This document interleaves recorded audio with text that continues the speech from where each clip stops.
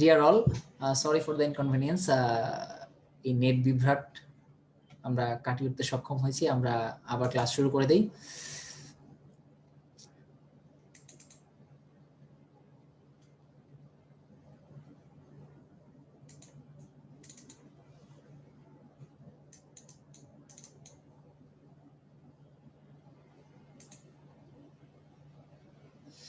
তড়িৎচুম্বক আবেশ ও পরিবর্তী প্রবাহ আমি শুরু করেছিলাম এভাবে যে এই চ্যাপ্টারটা ফিজিক্সের সবচেয়ে ছোট চ্যাপ্টার বাট ইম্পর্টেন্ট।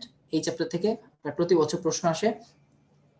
এখানে শুরুতেই আমি তোমাদেরকে বলেছিলাম তড়িৎচুম্বক আবেশ আলোচনার শুরুতেই যে তড়িৎ প্রবাহের চৌম্বক ক্রিয়া এই বিষয়টা সবার আগে আবিষ্কৃত হয় এই দুইটার মধ্যে।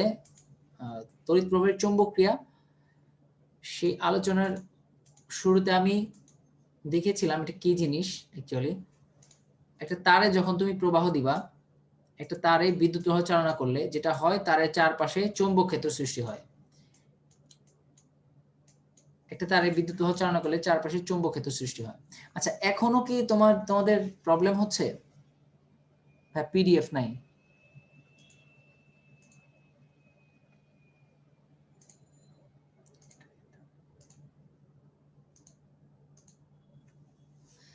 আচ্ছা, is it all okay? Sound and তোমাদের ভিডিও, তোমরা কি তড়িৎচুম্বক আবেশ ও পরিবর্তী প্রবাহ এই চ্যাপ্টারের ফার্স্ট পেজটা দেখতে পাচ্ছ? সবাই একটু কমেন্ট করো প্লিজ। এবং আমি নেক্সট পৃষ্ঠায় চলে যাচ্ছি। এইবার তোমরা এই যে সারণী 1 এই ছকটা দেখতে পাচ্ছ?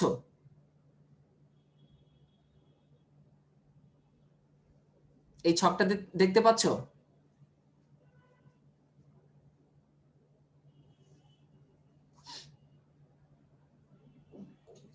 আচ্ছা, ওকে, অবশেষে এভরিথিং ইজ গোয়িং ওয়েল। আমরা এখন শুরু করতে পারি। শুরুতে আমি যেটা বলছিলাম, একটা তারে তড়িৎ প্রবাহ চালনা করলে তার চারপাশে চৌম্বক ক্ষেত্র সৃষ্টি হয়। আচ্ছা,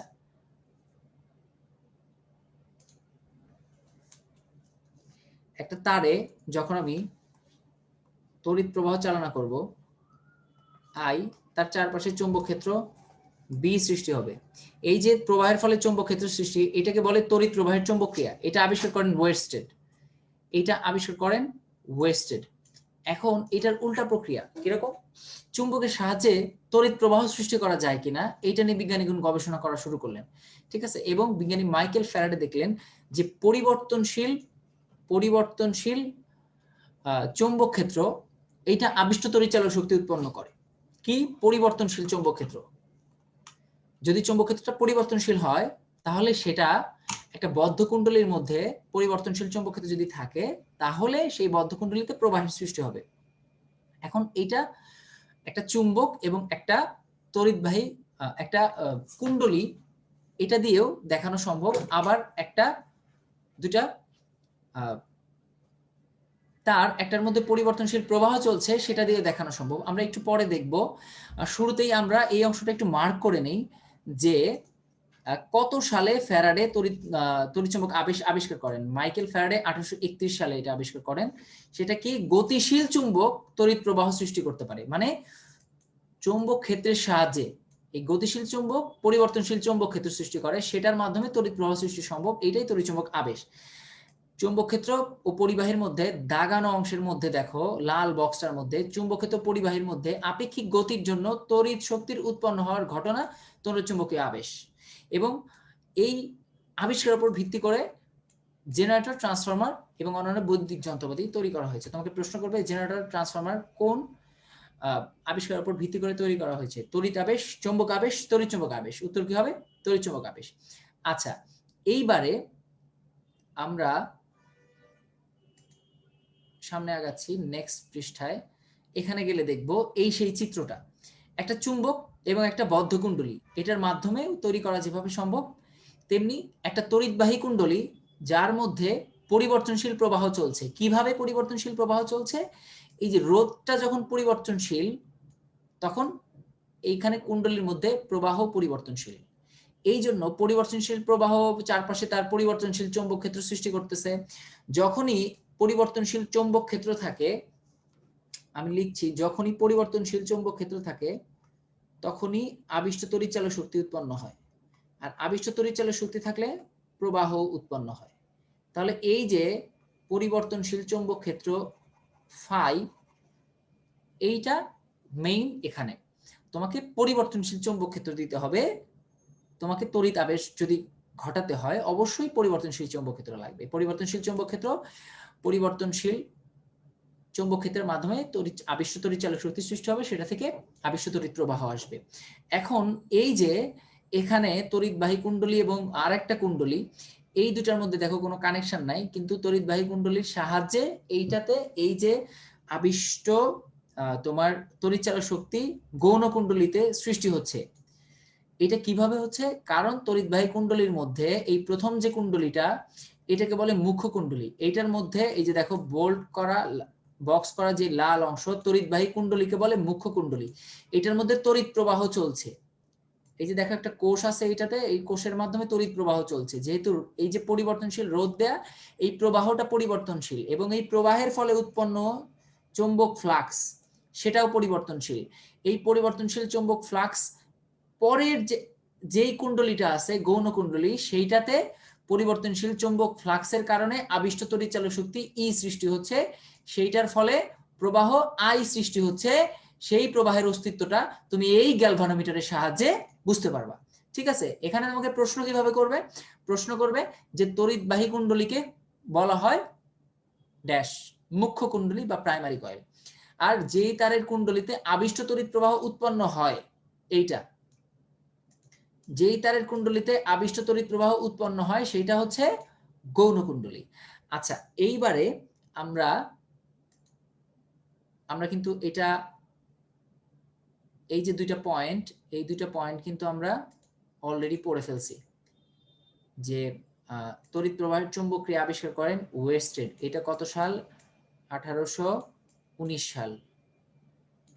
আর তড়িৎ চৌম্বক আবিষ্কার করেন ফ্যারাডে, এটা কত সাল? 1831 সাল। ফিজিক্সে সব সাল লাগে না, কিন্তু কিছু সাল ইম্পর্টেন্ট। এই দুইটা সাল তোমাকে অবশ্যই মনে রাখতে হবে এবং আবিষ্কারকের নাম। এবারে আমরা সামনের টপিকে আগাবো। এই টপিকটা ইম্পর্টেন্ট, এটা থেকে মেডিকেলে প্রশ্ন আসছে। সারণী 1, তোমার নতুন এডিশনের বই যদি হয় তাহলে আমি এই সারণী 1টা তুমি এমনিতে যে কোনো বইয়েরই তৃতীয় পৃষ্ঠায় গিয়ে পাবা, যে কোনো এডিশনের বইয়েরই তৃতীয় পৃষ্ঠায় গিয়ে পাবা। আমি নতুন এডিশনের বইয়ের পৃষ্ঠা নাম্বার বলে বলে যাব। সারণী 1-এর মধ্যে তুমি খেয়াল করে দেখো, কুণ্ডলী সাপেক্ষে চুম্বক মেরুর গতি কতগুলো পয়েন্ট আছে এবং আবিষ্ট তড়িৎ প্রবাহের অভিমুখ কতগুলো পয়েন্ট আছে। অর্থাৎ এন মেরু যদি, মানে নর্থ মেরু যদি নিকটে আনা হয় তাহলে আবিষ্ট তড়িৎ প্রবাহের অভিমুখ কেমন হবে? বামাবর্তী। নর্থ মেরু দূরে সরিয়ে নিলে কেমন হবে? সাউথ মেরু নিকটে আনলে কেমন হবে? সাউথ মেরু দূরে সরিয়ে নিলে কেমন হবে? এই যে পয়েন্টগুলো আছে নতুন বইয়ের 335 নম্বর পৃষ্ঠায়। এখন এইটাকে আমরা কিভাবে পড়তে পারি বা কিভাবে মনে রাখতে পারি? এটা মনে রাখার জন্য আমরা একটা ছন্দ পড়বো, এন এন বাম। কি ছন্দ? এখানে দেখো, এইটা আমি ক্লাস নোটের অংশ থেকে তুলে নিছি। কোথায় আছে? এটা তুমি বইয়ে পাবা না, এটা কিন্তু আমাদের বানানো ছন্দ। এটা ক্লাস নোটের, তোমার কম্পেনিয়ন বুকের ক্লাস নোট অংশ, এই চ্যাপ্টারের তড়িৎচুম্বক আবেশ ও পরিবর্তী প্রবাহ, এই চ্যাপ্টারের ক্লাস নোট অংশ তুমি পাবা। এন এন বাম, সেটা কিভাবে আমরা মনে রাখবো? কেন মনে রাখবো এটা? কারণ এন মানে নর্থ মেরু, আর এন মানে হচ্ছে নিকটে, আর বাম মানে হচ্ছে বামাবর্তী। এন এন বাম, এটা যদি তুমি মনে রাখো তাহলে পুরা ছকটা তুমি মনে রাখতে পারবা। কিভাবে? আমরা এন এন বাম সবকিছু প্লাস দিয়ে মনে রাখবো, মানে নর্থ মেরু প্লাস, নিকটে প্লাস, বামাবর্তী প্লাস। তাহলে এখন এইটা কিভাবে উত্তর করা সহজ হবে? তোমাকে প্রশ্ন করবে কিভাবে, এটাকে জানো, তাহলে তুমি উত্তরে আসতে পারবা। তোমাকে প্রশ্ন করবে নর্থ মেরু নিকটে আনলে কি হয়? বামাবর্তী। নর্থ মেরু দূরে নিলে কি হয়? দক্ষিণাবর্তী। হ্যাঁ, তো এই যে প্রশ্ন করলো, তোমাকে কিন্তু দুইটা পয়েন্ট দিয়ে দিল, নর্থ মেরু বললো, নিকটে বললো, নর্থ মেরু বললো, দূরে বললো। কি হয় তুমি বের করলা। তুমি তো জানো প্লাসে প্লাসে কি হয়, প্লাস মাইনাসে কি হয়, মাইনাস মাইনাসে কি হয়। তাহলে তুমি এটা সহজে উত্তর করতে পারবা। আমরা ধরে নিছি এন এন বাম সবগুলা প্লাস, তাহলে এন এন বাম প্লাস মানে আমরা কি জানি তো যে এন মানে নর্থ মেরু, এন মানে নিকটে, বাম মানে বামাবর্তী, তাহলে নর্থ মেরু প্লাস নিকটে প্লাস বামাবর্তী প্লাস, তাহলে তুমি বলো নর্থ মেরু প্লাস হলে সাউথ মেরু কি হবে মাইনাস, নিকটে প্লাস তাহলে দূরে কি হবে মাইনাস, বামাবর্তী প্লাস তাহলে দক্ষিণাবর্তী কি হবে মাইনাস। ঠিক আছে, তাহলে এখন তুমি দেখো তোমাকে যদি বলা হয় নর্থ মেরু দূরে নিলে কি হয়, নর্থ মেরু তো প্লাস, দূরে কি দূরে মাইনাস, তাহলে প্লাস মাইনাস কি হয় মাইনাস, দেখো মাইনাস মানে দক্ষিণাবর্তী, ঠিক আছে, বামাবর্তী প্লাস হলে দক্ষিণাবর্তী মাইনাস, এই যে। এইবার তোমাকে যদি বলে সাউথ মেরুর নিকটে আনলে কি হয়, সাউথ মেরুর নিকটে আনলে কি হয়, তুমি তো পড়ছো নর্থ এন এন বাম, নর্থ নিকটে বামাবর্তী, তাহলে সাউথ মেরু বলছে এটা মাইনাস, সাউথ মেরুর নিকটে বলছে নিকটে তো প্লাস, তো মাইনাস প্লাসে কি হয় মাইনাস হয়, তো মাইনাস মানে কি দক্ষিণাবর্তী হবে। আচ্ছা এবার সাউথ মেরু দূরে নিলে কি হয়, সাউথ মাইনাস দূরে মাইনাস, তাহলে মাইনাস মাইনাস কি হবে প্লাস, প্লাস মানে কি বামাবর্তী। আচ্ছা এইবার তুমি এই এন এন বাম তোমার বইয়ে ছকের উপরে, আর যার কম্পেনিয়ন বুক আছে সে কম্পেনিয়ন বুক বের করো তাইলে হয়ে যাবে, তুমি ছকের পাশে এন এন বাম প্লাস প্লাস প্লাস লিখে নাও, নর্থ নিকটে বামাবর্তী, এবারে তুমি চিহ্ন মিলেই উত্তর করতে পারবা। এইবার তুমি আমাকে বলো, তোমার প্র্যাকটিসের জন্য আমি এখানে ছক করে রাখছি, নর্থ মেরুর নিকটে নর্থ কি হবে, আচ্ছা আমি একটু আসছি,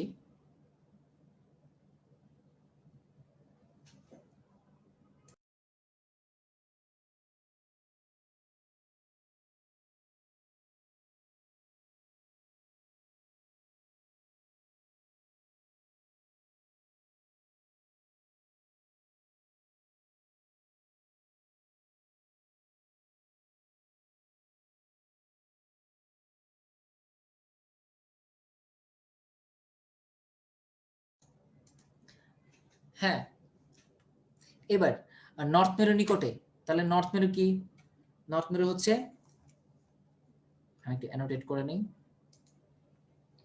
নর্থ মেরু হচ্ছে প্লাস,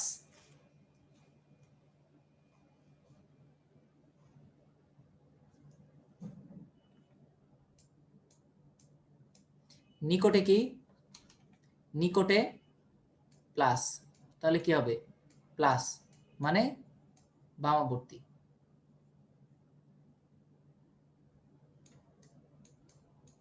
এইবার নর্থ মেরু দূরে, নর্থ মেরু কি প্লাস দূরে কি মাইনাস, তাহলে এবার কি হবে তুমি আমাকে বলো,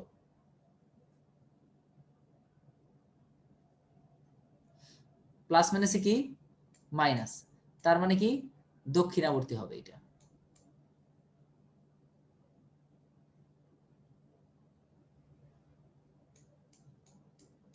আচ্ছা এইবার এবার তোমাকে দুইটা তথ্য দিয়ে দিছে, নিকটে আনলে দক্ষিণাবর্তী হয় কোন মেরু, তুমি দেখো নিকটে প্লাস দক্ষিণাবর্তী মাইনাস, প্লাস মাইনাসে কি হয় মাইনাস মেরু হবে, তো মাইনাস মেরু কোনটা, উত্তর হবে সাউথ মেরু, সহজ না।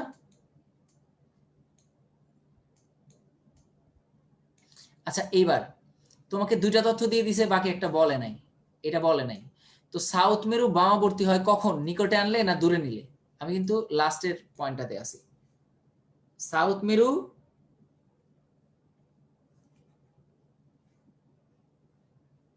নিকটে আনলে, এখন তুমি আমাকে বলো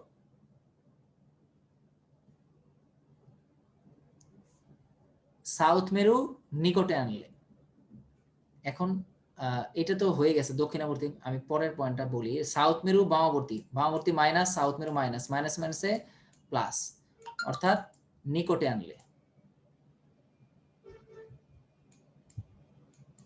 আমার মনে হয় এটা নিয়ে কারো আর কোনো কনফিউশন থাকার কথা না, এটা খুবই ইজি একটা টপিক, আমার মনে হয় সবাই বুঝতে পারছো। এটার পরে আমি আবার পরের টপিকে এখন চলে যাব, তার আগে একটা প্রশ্ন, আবিষ্য তড়িৎ প্রবাহের ভূমির ক্ষেত্রে নিচের কোনটি সত্য নয়, প্রথমটা নর্থ মেরু দূরে নিলে দক্ষিণাবর্তী, এটা কি হয়, নর্থ মেরু মাইনাস, নর্থ মেরু মাইনাস দূরে নিলে, সরি নর্থ মেরু প্লাস দূরে নিলে মাইনাস, প্লাস মাইনাসে কি হয় মাইনাস দক্ষিণাবর্তী, ঠিক আছে, সাউথ মেরু মাইনাস নিকটে প্লাস মাইনাস প্লাসে মাইনাস হবে দক্ষিণাবর্তী, ঠিক আছে। এবার সাউথ মেরু মাইনাস, দূরে মাইনাস, মাইনাস মাইনাসে কি হওয়া উচিত প্লাস, এটা বামাবর্তী হওয়া উচিত, তার মানে এটা ঠিক নাই। আনসার কি হবে সাথে সি। আচ্ছা এবারে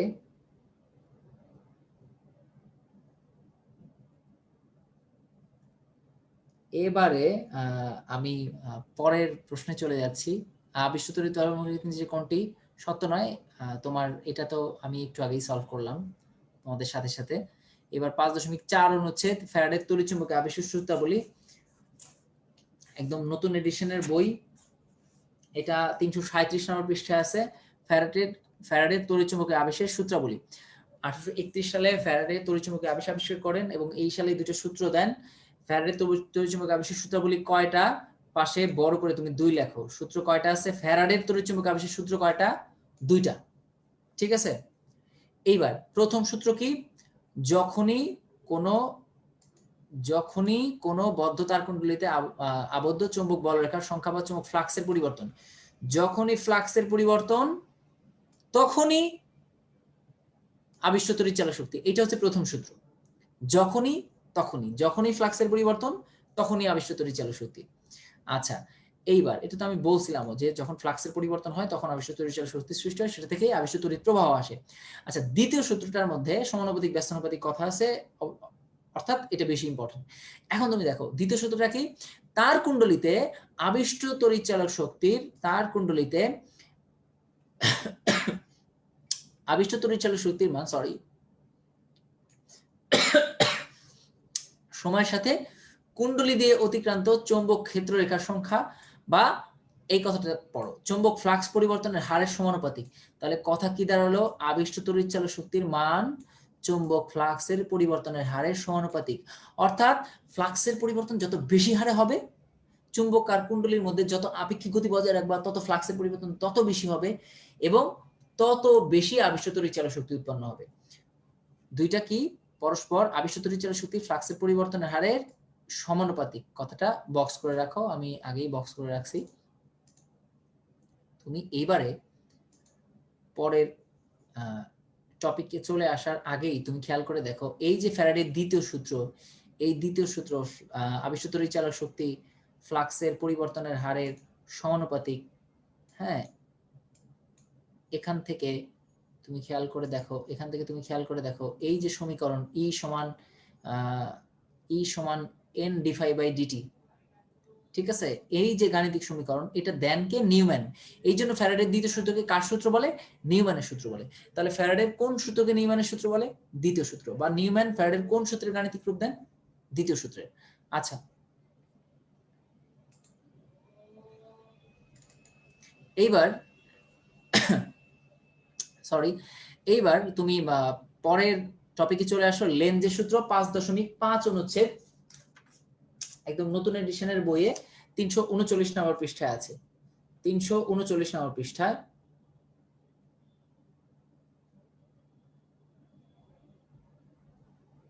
এবার দেখো লেঞ্জের সূত্র, এটা ইম্পর্টেন্ট। এখানে বলছে যে কোনো তড়িৎচুম্বক আবেশের বেলায়, বিবৃতিটা পড়ো, যে কোনো তড়িৎচুম্বক আবেশের বেলায় আবিষ্ট তড়িৎচালক শক্তি বা প্রবাহের দিক এমন হয় যে উৎপন্ন মূল কারণের বিরুদ্ধে ক্রিয়া করে।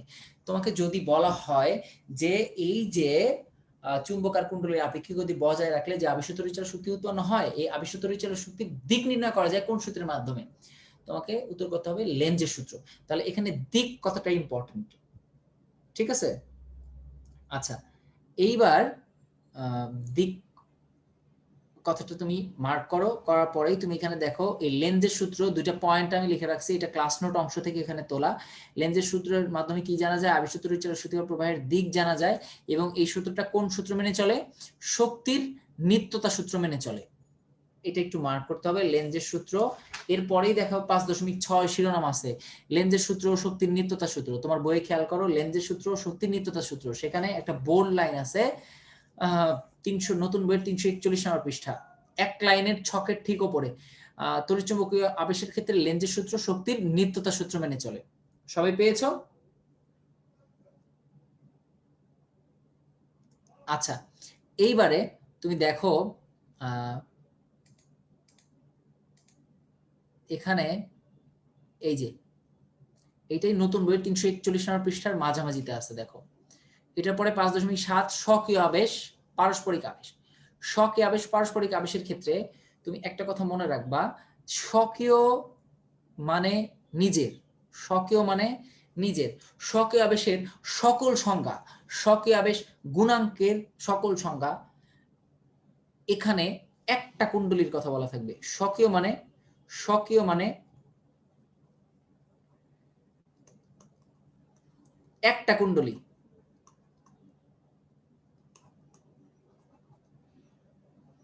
স্বকীয় মানে একটা কুণ্ডলী। আর পারস্পরিক মানে পরস্পর, তুমি আমি। পারস্পরিক আবেশের ক্ষেত্রে দুইটা কুণ্ডলী, ঠিক আছে? দুইটা কুণ্ডলীর মধ্যে কি কি? দুইটা কুণ্ডলীর মধ্যে একটা হবে মুখ্য, বলো তো কোনটা মুখ্য আর কোনটা গৌণ? যেটাতে প্রবাহ দেয়া হয়, যেটাতে প্রবাহ দেয়া হয় সেটা মুখ্য না গৌণ? সেটা হচ্ছে মুখ্য কুণ্ডলী।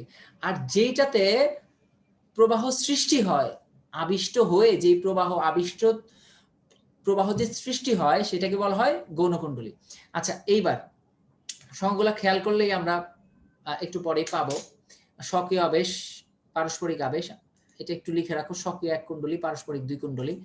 এটার পরে তুমি সামনে আগাও নেক্সট পেজে।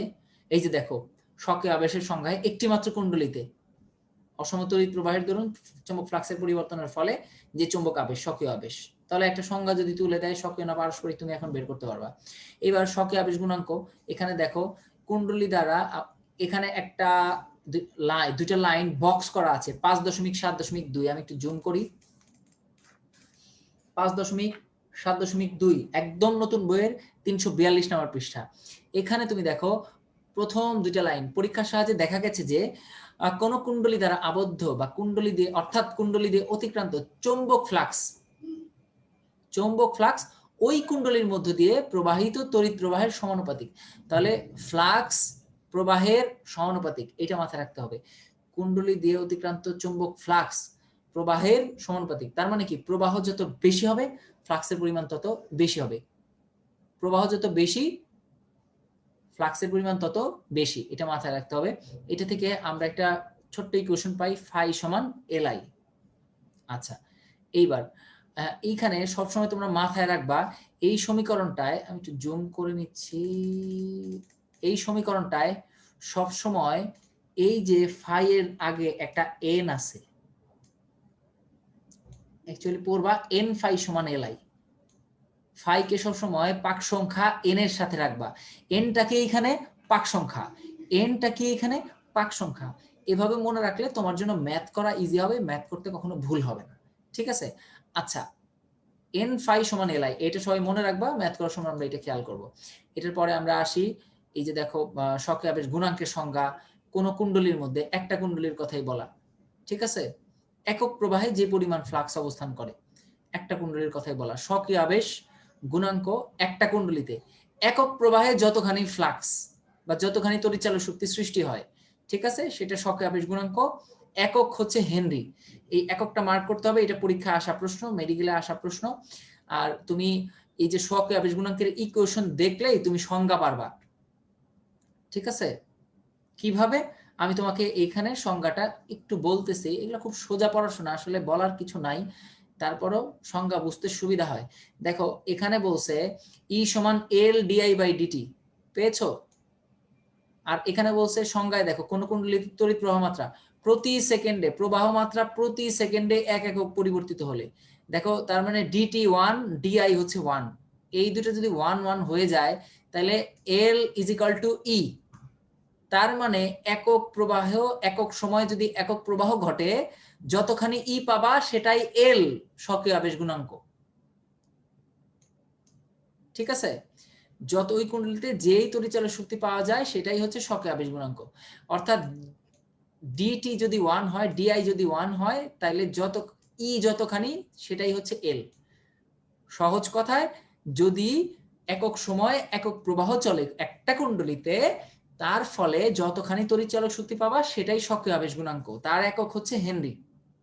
ঠিক আছে, এই যে দেখো এই কথাটাকে আবার তোমার এভাবে বলছে যে প্রতি সেকেন্ডে 1 অ্যাম্পিয়ার হিসেবে যদি প্রবাহ পরিবর্তিত হয়, তাহলে যদি 1 ভোল্ট, এই যে ই যদি 1 ভোল্ট হয়, সেটাই হচ্ছে আবেশ গুণাঙ্ক, এল হচ্ছে 1 হেনরি হয়।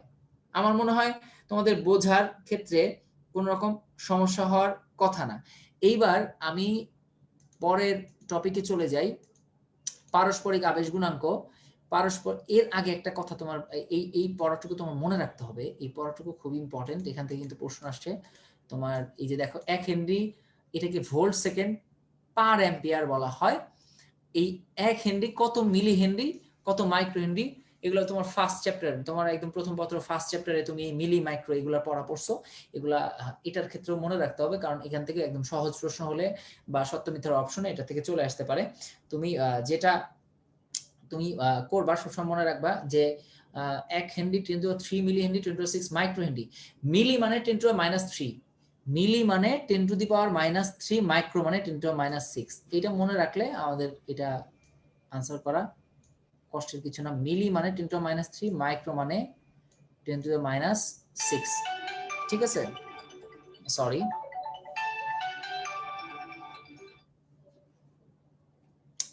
আচ্ছা, এটার পরে আমরা পরের টপিকে চলে আসি। ইম্পর্টেন্ট টপিকগুলো আরো পরে আছে, এগুলোর সাথে সাথে এগুলো খুব সহজ পড়াশোনা। পারস্পরিক আবেশ, 5.7.3 অনুচ্ছেদ। এখানে তোমার ওই একই কথা আমি বলছিলাম, পারস্পরিক আবেশে 2টা কুণ্ডলী থাকবে, মুখ্য বর্তনীতে আর গৌণ কুণ্ডলীতে 2টা কুণ্ডলী। এখানে ওই একইভাবে তোমার পারস্পরিক আবেশের সংজ্ঞা দেয়া আছে। এখানে দেখো এই যে 2টা কুণ্ডলী, একটা তুমি প্রবাহ দিচ্ছ, একটাতে তুমি প্রবাহ দিচ্ছ, এটার পরে এই যে এখানে ফ্লাক্স উৎপন্ন হচ্ছে ফাই, এই ফাই এই কুণ্ডলীটা পাচ্ছে, এই কুণ্ডলীটা ফাই পাওয়ার ফলে সেটাতে ই তৈরি হচ্ছে, ই এর সরি সেইটাতে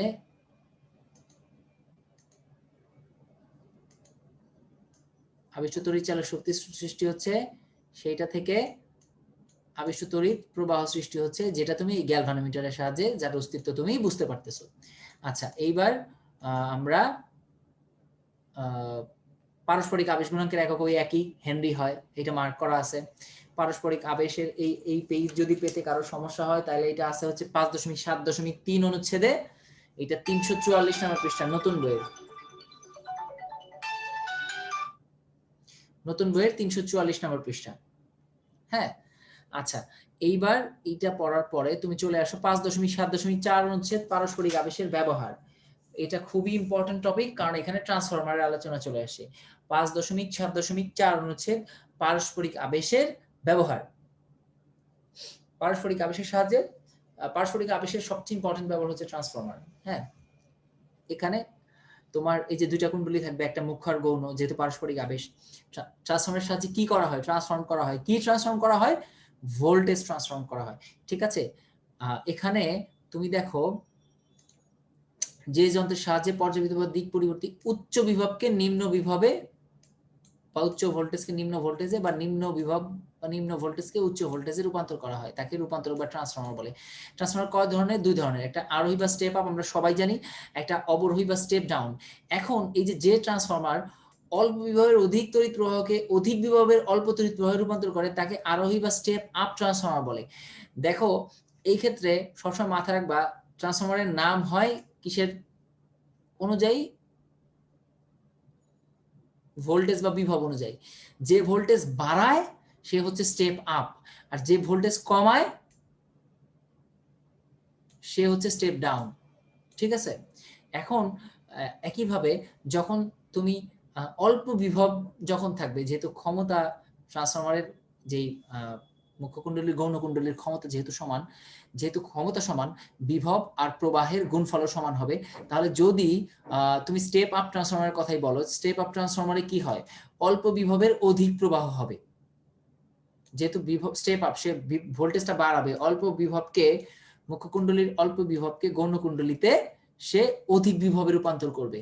সেহেতু এই যে মুখ্য কুণ্ডলীর যেহেতু অল্প বিভব থাকে, সেটার প্রবাহ অধিক থাকে। আর গৌণকুণ্ডলীর বিভব যেহেতু সে বাড়াবে সেটার প্রবাহ কমে যাবে, অল্প তড়িৎ প্রবাহ। ঠিক আছে, এটা কমন আলোচনা, এটা আমরা সবাই জানি আসলে। আর স্টেপ ডাউনের ক্ষেত্রে সে যেহেতু ভোল্টেজ কমায়, একই সাথে প্রবাহ তার ক্ষেত্রে গৌণকুণ্ডলীতে বেড়ে যাবে, যেহেতু মুখ্য আর গৌণকুণ্ডলীতে ক্ষমতা সেম হয়। আচ্ছা, এইবার আমরা একটা লাইন এখানে মার্ক করব, ক্লিয়ার করি আমরা। এখানে দেখো ট্রান্সফরমারের চিত্রটার পাশে আদর্শ ট্রান্সফরমারের ক্ষরণ শূন্য, বৈদ্যুতিক শক্তির ক্ষরণ বা ক্ষয় হয় না আদর্শ ট্রান্সফরমার, যেহেতু আদর্শ সেটাতে ক্ষয় হবে না। ক্ষরণ কত? শূন্য। এই লাইনটা মার্ক করো। আচ্ছা, এইবার আচ্ছা আমরা একটু তোমাদের পড়া বুঝতে যদি কোনো সমস্যা হয় সেটা জানাও, ঠিক আছে?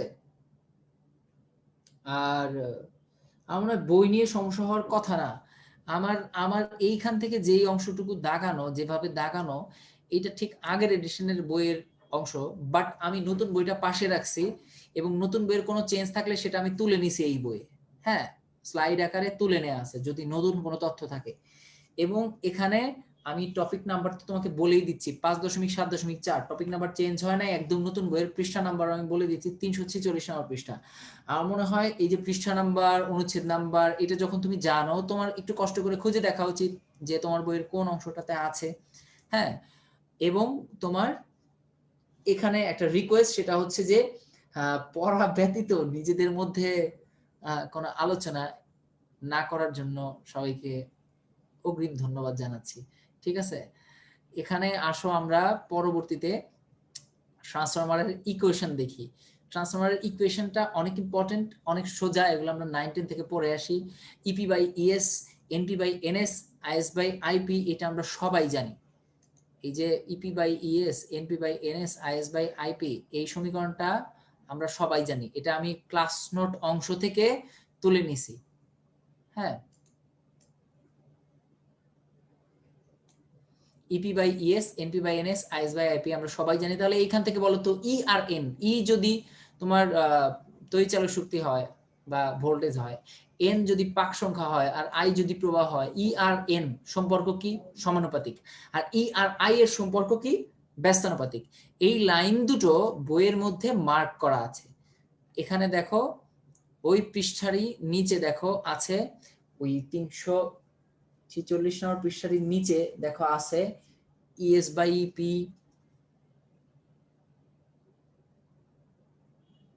ইএস বাই ইপি সমান এনএস বাই এনপি, গোল্লা দেয়া দেখো। তার মানে ই আর এন এর সম্পর্ক কি? সমানুপাতিক।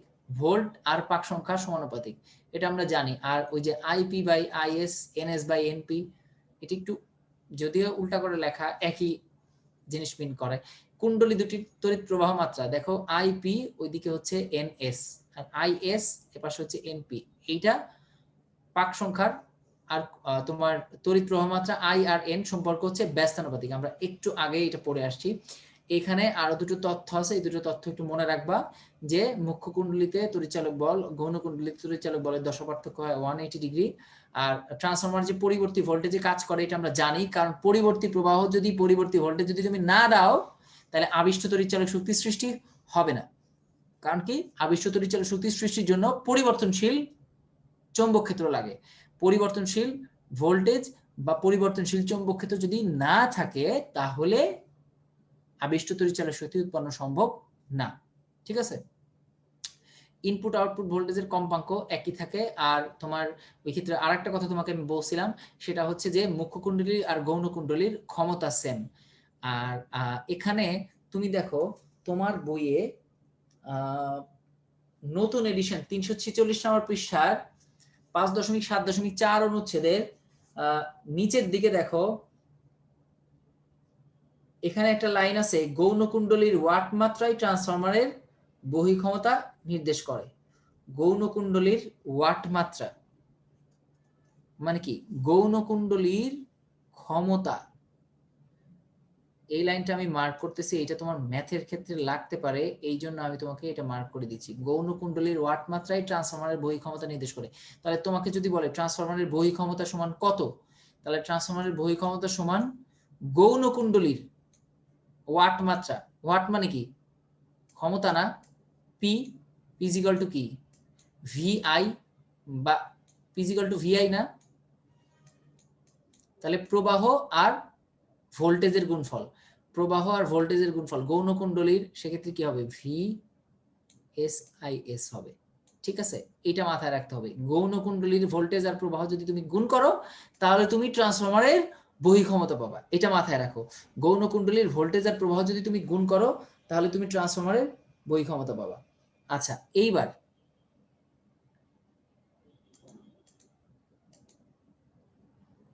এটা আমরা পরে ম্যাথ করতে গিয়ে দেখব।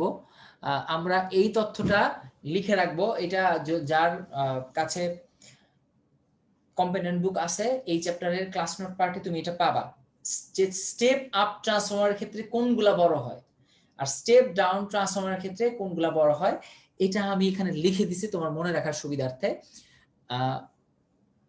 স্টেপ আপ বা আরোহী ট্রান্সফরমারের ক্ষেত্রে কোনগুলা বড় হয় এটা তুমি এই পদ্ধতিতে মনে রাখতে পারো।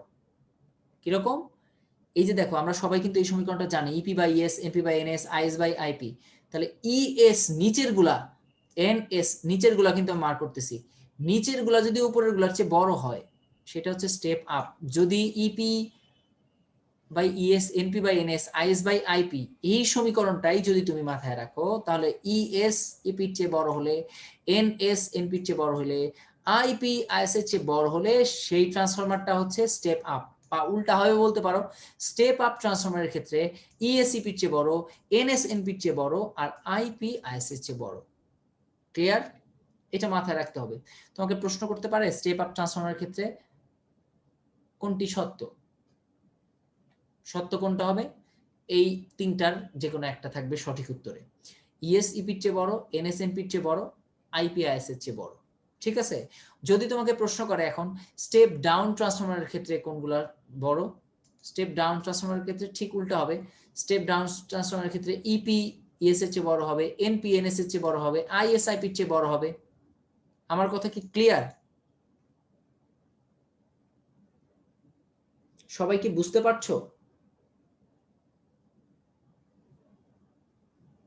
আচ্ছা, এখন শোনো, আমি স্টেপ আপ ট্রান্সফরমারের জন্য বলছিলাম এই সমীকরণের নিচের গুলা বড় মনে রাখতে, ইএসসিপির চেয়ে বড়, এনএসএনপির চেয়ে বড়, আইপিএস এর চেয়ে বড়। যদি হয় তাহলে ট্রান্সফরমারটা কি স্টেপ আপ, স্টেপ আপ বা আরোহী ট্রান্সফরমার। এবারে আমরা পরের টপিকে চলে যাব। এই সমীকরণটা ম্যাথের জন্য আমার খুবই দরকার, এটা থেকে কিন্তু প্রশ্ন আসে এবং এই চ্যাপ্টারের ম্যাথের মধ্যে একটা ইম্পর্টেন্ট ম্যাথ হচ্ছে এই সমীকরণ থেকে আসা ম্যাথ। কি দিবে, এই যে সমীকরণটার মধ্যে যে কোনো চারটার তিনটা মান দিয়ে দিবে, বাকি একটা বের করতে বলবে। যেমন ইপি ইএস এনএস এর মান দিয়ে তোমাকে এনপি এর মান বের করতে বলবে, অথবা তোমাকে এনপি এনএস আইপি এর মান দিয়ে আইএস এর মান বের করতে বলবে। ঠিক আছে, তিনটা দিবে, বাকি একটা বের করতে বলবে। আচ্ছা, আমরা ম্যাথ অংশ সেগুলো দেখব। এবারে আমরা আবেশহীন কুণ্ডলী নিয়ে আলোচনা করব। আবেশহীন কুণ্ডলী, আচ্ছা এই আবেশহীন কুণ্ডলী নিয়ে যে আলোচনা, সবাই একটু মনোযোগ দাও। আবেশহীন কুণ্ডলী এটা এমন একটা কুণ্ডলী যেই কুণ্ডলীর মধ্যে দিয়ে তড়িৎ প্রবাহিত হলে আবেশ থাকবে না। কিভাবে করা হয়, আমরা জানি যে তোমার পুরা তারটাকে, ধরো পুরা তারটাকে কি করা হবে, মাঝখানে এটা ভাঁজ করা হবে, করে এটাকে কয়েল করা হবে, করলে যেটা হবে এরকম একটা অবস্থা সৃষ্টি হবে। যদি ববিনের গায়ে মানে রোলের গায়ে যদি এভাবে পেঁচানো হয় তাহলে খেয়াল করে দেখো প্রবাহের দিক একদিকে, এই তারের ক্ষেত্রে একদিকে, এই তারের ক্ষেত্রে উল্টা দিকে। তাহলে এই একটা তারের জন্য যে সক্রিয় আবেশ হবে, একটা তারের জন্য যে সক্রিয় আবেশ হবে, পরের পাশের যে তারটার জন্য, পাশের তারটার জন্য সক্রিয় ঠিক উল্টা হবে। তো এভাবে কি হবে, একটা আর একটাকে প্রশমিত করবে বা কাটাকাটি করবে। তো এই এই যে আবেশহীন কুণ্ডলী, এইটার এইটার আলোচনার মধ্যে তোমার নির্ভরশীলতার কতগুলো পয়েন্ট আছে, যে সক্রিয় আবেশ কিসের কিসের উপর নির্ভর করে। এই যে দেখো কুণ্ডলীর প্রস্থচ্ছেদ, আকার, প্রস্থচ্ছেদ, আকার, পাক সংখ্যা আর মাধ্যমের প্রবেশ্যতা, এই চারটা জিনিসের উপর নির্ভর করে। এটাকে আমরা মনে রাখবো প্রমা আপা দিয়ে। কি দিয়ে মনে রাখবো, প্রমা আপা। পতে হচ্ছে প্রচ্ছচ্ছেদ, মাতে হচ্ছে মাধ্যমের প্রবেশতা, আতে হচ্ছে আকার, আর পাতে হচ্ছে পাক সংখ্যা। এই হচ্ছে প্রমা আপা, ঠিক আছে? এই প্রমা আপা দিয়ে মনে রাখবা। ওকে, এখন এখানে শকে আবেশের নির্ভরশীলতা তুমি পেলে, এখন একই সাথে একটা ইম্পর্টেন্ট পড়া আমি পেছনে ফেলে চলে আসছি, সেটা আমরা পড়ে আসব। সেটা কোথায়? ওই এনএন বাম তোমাদেরকে পড়াতে যখন গিয়েছি তখন ওই নোটে চলে গিয়েছিলাম, সেখানে ওই নর্থ নিকটে আনলে বামাবর্তী হয়, নর্থ দূরে নিলে দক্ষিণাবর্তী হয়, এই পড়াগুলোর ঠিক নিচে এই 4টা পয়েন্ট, সেই 4টা পয়েন্ট থেকে মেডিকেল অ্যাডমিশন টেস্টে প্রশ্ন আসছে তোমাদের। গত বছরের আগের বছরই আসছে প্রশ্ন। এই যে এটা কত নম্বর পৃষ্ঠা আমি বলছি, একটু সবাই কানেক্টেড থাকো। তোমার বইয়ের এই চ্যাপ্টারের যে কোনো এডিশনের বইয়ের 3য় পৃষ্ঠায় আসো, সারণী 1 পাবা তার নিচে। যে কোনো এডিশনের বইয়ের 3য় পৃষ্ঠায় আসো, সারণী 1-এর নিচের 4টা পয়েন্ট। যে কোনো এডিশনের বইয়ের 3য় পৃষ্ঠায় আসো, এই চ্যাপ্টারের একদম শুরু থেকে 3য় পৃষ্ঠা। দেখো এই সারণী 1, এটার ঠিক নিচেই 4টা পয়েন্ট। এখানে বলছে আবিষ্ট তড়িৎ প্রবাহের মাত্রা কি কি হলে বৃদ্ধি পায়। দেখো 1 নাম্বার রোমান হরফে 1 নাম্বার পয়েন্ট, কুণ্ডলীর ক্ষেত্রফল পাক সংখ্যা বৃদ্ধি পেলে বৃদ্ধি পায়, চুম্বকের মেরু শক্তি বৃদ্ধি পেলে বৃদ্ধি পায়, চুম্বক কুণ্ডলীর আপেক্ষিক গতি বৃদ্ধি পেলে বৃদ্ধি পায়, আর কুণ্ডলীর অভ্যন্তরে কাঁচা লোহার মজ্জা থাকলে বৃদ্ধি পায়। এই অংশগুলো মনে রাখাটা খুবই জরুরি। এইটার ক্ষেত্রে একটা কথা আমি তোমাকে বলবো, পরীক্ষায় এক্সাক্ট হইতে হবে পয়েন্টগুলো। চেঞ্জ কোথায় কোথায় হইতে পারে আমি তোমাকে বলি। তোমাকে যদি বলে কুণ্ডলীর অভ্যন্তরে কাঁচা লোহার মজ্জা থাকলে আবিষ্ট মাত্রা বৃদ্ধি পায়, নাকি লোহার মজ্জা থাকলে, তোমাকে বলতে হবে কাঁচা লোহার মজ্জা থাকলে। যদি লোহার মজ্জা থাকে তাহলে কিন্তু উত্তর হবে না, কাঁচা লোহার মজ্জা হইতে হবে। আবার 3 নম্বর পয়েন্ট, চুম্বক কুণ্ডলীর আপেক্ষিক গতি বৃদ্ধি করলে আবিষ্ট প্রবাহের মাত্রা বৃদ্ধি পায়। এটা তোমাকে এক্সাক্ট এখান থেকে এই অংশটুকু থেকেই মনে রাখতে হবে। কিরকম? পরীক্ষার প্রশ্ন আসছিল যে আবিষ্ট প্রবাহের মাত্রা নিচের কোনটি বৃদ্ধি করলে বৃদ্ধি পায় না। ঠিক আছে, কুণ্ডলীর ক্ষেত্রফল পাক সংখ্যা বৃদ্ধি পেলে, চুম্বকের মেরু শক্তি বৃদ্ধি পেলে, কাঁচা লোহার মজ্জা থাকলে, আপেক্ষিক বেগ বৃদ্ধি করলে। আপেক্ষিক গতির জায়গায় বেগ শব্দটা লাগাই দিছিল, কিন্তু বেগ বললে হবে না, গতি গতি বলতে হবে, গতি গতি বলতে হবে। ঠিক আছে, এটা এখান থেকে প্রশ্ন হয়েছিল, এখান থেকে অন্য একটা জায়গায় বেগ আছে, সেইটা দিয়ে এটা জাস্টিফাই করা যাবে না। এই অংশ থেকে যেহেতু এই অংশটা গুছানো আছে, প্রশ্ন হওয়ার সম্ভাবনা এখান থেকে বেশি। তোমাকে এটাকেই বেস ধরে পড়তে হবে। তাহলে চুম্বক কুণ্ডলীর আপেক্ষিক বেগ বললে হবে না, আপেক্ষিক গতি বৃদ্ধি করলে বলতে হবে। ঠিক আছে, এক্সাক্ট হইতে হবে উত্তর। আমরা এটার পরে চলে আসব হচ্ছে আবার ওই সামনে যে পর্যন্ত আমরা পড়ে গিয়েছি ট্রান্সফরমার, সেই সংক্রান্ত আলোচনা আমাদের পড়া শেষ।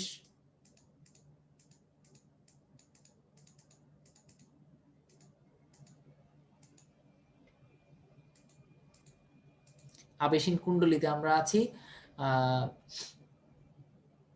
এই আবেশীন কুণ্ডলী তৈরি করা হয় কিসের জন্য? যাতে আবেশ শূন্য হয় বা আবেশ থাকে না। ঠিক আছে, এখন এটা থেকে আসলে আর আসার মতো প্রশ্ন নাই। এখন 5.9 সরাসরি প্রবাহ বা দিক পরিবর্তী প্রবাহের ধারণা, এই অংশটা এসে তুমি যেটা করবা সেটা হচ্ছে যে তোমার সরাসরি প্রবাহ কি আর হচ্ছে দিক পরিবর্তী প্রবাহ কি আমরা সবাই জানি। একটু স্পেসিফিক্যালি এটা মনে রাখবা যে একমুখী প্রবাহ বা সরাসরি প্রবাহ, এইটার ক্ষেত্রে দেখো স্থানান্তরিত কোষ বা ব্যাটারি থেকে আমরা এই সরাসরি প্রবাহ পাই। আর বাসাবাড়িতে যে কারেন্ট সরবরাহ করা সেটা তো দিক পরিবর্তী আমরা জানি। এখানে তোমার এর মধ্যে মূল পার্থক্য হচ্ছে দিকের মানের না, কিসের? দিকের মান কিন্তু দুইটারই পরিবর্তন হতে পারে, বাট দিক দিক থাকবে থাকবে না। যার দিক আছে সে দিক পরিবর্তী, যার দিক নাই সে হচ্ছে সরাসরি প্রবাহ বা ডিসি কারেন্ট। ঠিক আছে, বা একমুখী প্রবাহ। এখানে দেখো এই কথাটা কিন্তু উল্লেখ করা আছে, এই প্রবাহের মান বা মাত্রা স্থির থাকতে নাও পারে। এই যে সরাসরি প্রবাহের মান বা মাত্রা স্থির থাকতে নাও পারে, কিন্তু দিক কখনো পরিবর্তিত হয় না, একমুখী সবসময়। আচ্ছা, আর তোমার পরিবর্তী প্রবাহের মান দিক দুইটাই পরিবর্তন হতে পারে। আচ্ছা, এইটার পরে তুমি চলে আসো হচ্ছে পরের এটা কত নাম্বার পৃষ্ঠা আছে আমি বলি নাই, 5.9 অনুচ্ছেদ, সব বইয়েরই 5.9 অনুচ্ছেদ, আবেশিন কুণ্ডলীর ঠিক নিচেই আছে। 347 নম্বর পৃষ্ঠা হচ্ছে নতুন বইয়ের, নতুন বইয়ের 347 নম্বর পৃষ্ঠা, 5.9 অনুচ্ছেদ। এবারে তুমি চলে আসো হচ্ছে 5.10, 5.10 এর ঠিক উপরের অংশটুকু একটু দেখো। 5.10 আছে 348 নম্বর পৃষ্ঠায়, ডায়নামো সংক্রান্ত আলোচনা। এই অংশটা একটু ইম্পর্টেন্ট, মনোযোগ দিয়ে শোনো। ডায়নামো কি জিনিস? যেই যন্ত্রটা যান্ত্রিক শক্তিকে তড়িৎ শক্তিতে রূপান্তর করে, যান্ত্রিক শক্তিকে তড়িৎ শক্তিতে রূপান্তর করে, সহজ কথা যেটা দিয়ে তুমি কারেন্ট তৈরি করো। ঠিক আছে? এখন বাসায় যে ডায়নামো, কারেন্ট গেলেই তো আমরা বাসায় ডায়নামো চালাই, যাদের বাসায় ডায়নামো আছে। ঠিক আছে? এখন তো ডায়নামো সেই যুগ মানে নাই বললেই চলে। একটা সময় এটার মানে এখন তো সবার আইপিএস বাসায়। এখন পরিবর্তী প্রবাহ বা ডায়নামো, যে ডায়নামোর সাহায্যে পরিবর্তী তড়িৎ প্রবাহ পাওয়া যায় তাকে পরিবর্তী প্রবাহ ডায়নামো বলে। আর যে ডায়নামোর সাহায্যে একমুখী তড়িৎ প্রবাহ পাওয়া যায় তাকে একমুখী ডায়নামো বলে। এর চেয়ে সহজ সংজ্ঞা তো হইতে পারে না, তাই না? দুই রকমের ডায়নামো আছে সহজ কথায়। এখন এই পরিবর্তী প্রবাহ ডায়নামো সংক্রান্ত তোমার কিছু যান্ত্রিক বর্ণনা দেয়া আছে, এইটা থেকে তোমার প্রশ্ন হতে পারে। ইম্পর্টেন্ট অংশ, এটা মাথায় রাখতে হবে। তুমি এইখানে দাগানো অংশগুলো বইয়ে দাগায় নাও।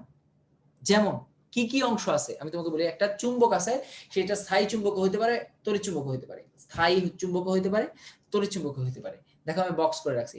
এরপরে এটাতে কি থাকে? একটা ঘূর্ণায়মান কুণ্ডলী থাকে, যেটাকে আর্মেচার বলে। ঘূর্ণায়মান কুণ্ডলী বা আর্মেচার, এটা কি দিয়ে তৈরি? খুব ইম্পর্টেন্ট, কাঁচা লোহার তৈরি। এটা কি দিয়ে তৈরি? কাঁচা লোহা। এবার আর্মেচার কি দিয়ে তৈরি? কাঁচা লোহা। আর কি থাকে? এটাতে দুটো স্লিপ রিং বা চাকা থাকে, এবং লাস্টলি কি থাকে? একটা কার্বনের তৈরি একটা ব্রাশ থাকে। কিসের তৈরি ব্রাশ থাকে? কার্বনের তৈরি। তাহলে দুইটা জিনিস দিয়ে তৈরি, দুইটা জিনিস আছে। আর্মেচার হচ্ছে কাঁচা লোহা, আর্মেচার হচ্ছে কাঁচা লোহা, আর ব্রাশ হচ্ছে কার্বনের তৈরি। আর চুম্বকটা স্থায়ীও হতে পারে, তড়িৎ চুম্বকও হতে পারে। এই কথাগুলো মনে রাখলেই হবে। এবারে তুমি আসো হচ্ছে দিক পরিবর্তী প্রবাহ সম্পর্কিত কয়েকটি রাশির সংজ্ঞা। এই চ্যাপ্টারে এই যে সংজ্ঞাগুলো আছে খুবই সোজা, এগুলো আমরা 9-10 থেকে পড়ে আসি এবং এগুলা ইম্পর্টেন্ট। তোমার 5.11 অনুচ্ছেদ তোমার নতুন বইয়ের কত নাম্বার পৃষ্ঠায় আছে? নতুন বই 350 নম্বর পৃষ্ঠায়। নতুন বই 350 নম্বর পৃষ্ঠায়।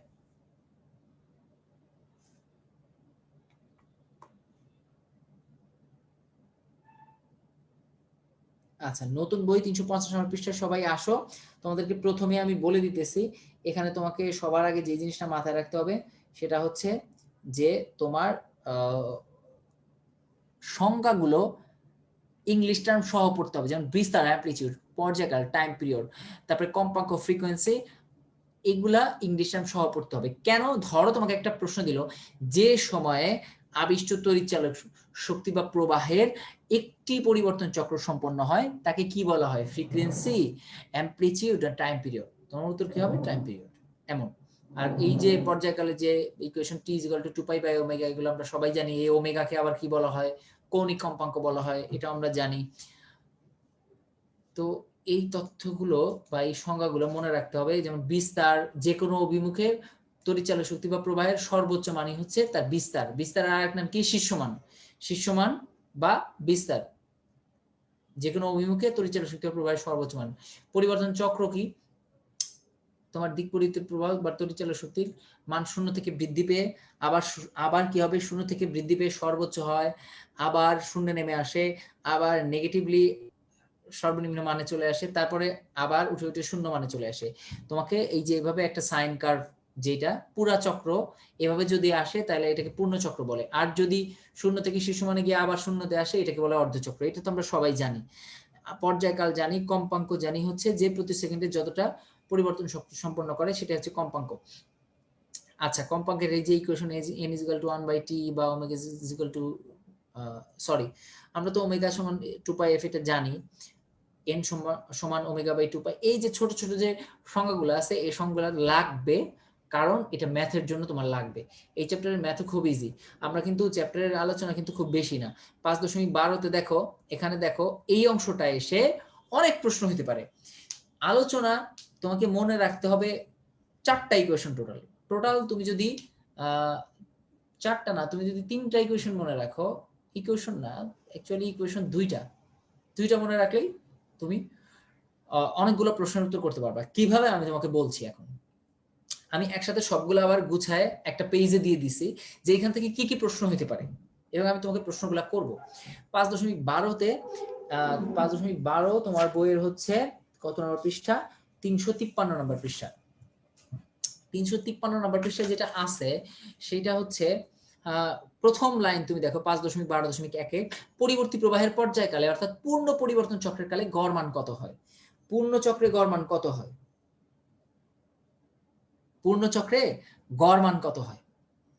তুমি যদি এটা আমরা এইচএসসি তে কিন্তু আমরা এটা সবাই সলভ করছে। এটা করলে দেখা যায় যে পূর্ণ চক্রে আসলে গড় মান পাওয়া যায় না। পূর্ণ চক্রে গড় মান হচ্ছে 0 এবং অর্ধচক্রটা আমরা এই যে সলভ করে এটা বের করি। অর্ধচক্র সেটা কত হয়? 2/πi0। আমাদের এটা মুখস্থ রাখতে হবে। গড় মান হচ্ছে i বার, শীর্ষ মান হচ্ছে i0। আমি একটু পরেই হচ্ছে এগুলা লিখে দিছি। একটু সামনে আগাই।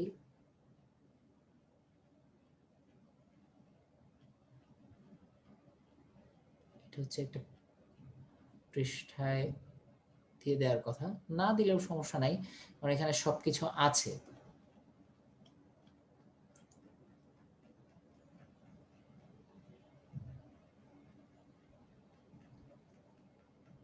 অনেকগুলো ম্যাথ আছে, আমি আসতেছি।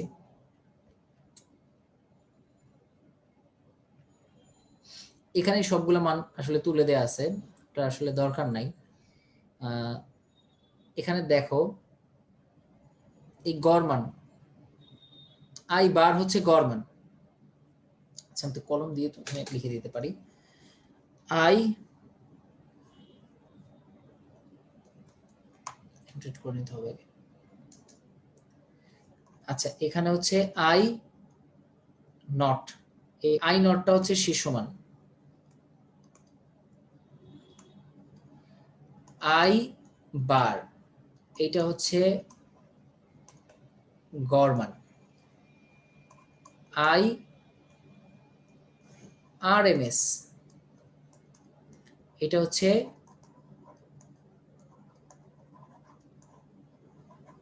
বর্গমূলীয়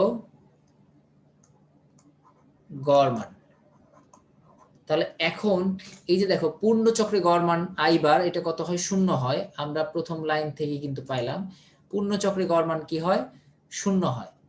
পূর্ণ পরিবর্তন চক্রে গড় মান 0। তাহলে এই যে আই বার এইটা দেখো অর্ধচক্রে বের করা, এটা অর্ধচক্রে বের করা। অর্ধচক্রে গড় মান কত হয়? 2/πi0। এটা কি? অর্ধচক্রে। এটা হচ্ছে অর্ধচক্রে গড় মান। আমি এখানে লিখছি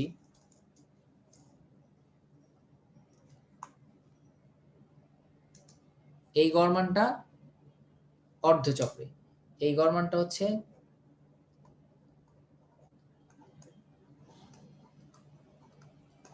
অর্ধচক্রে। অর্ধচক্রে গড় মান আই বার সমান 2/πi0।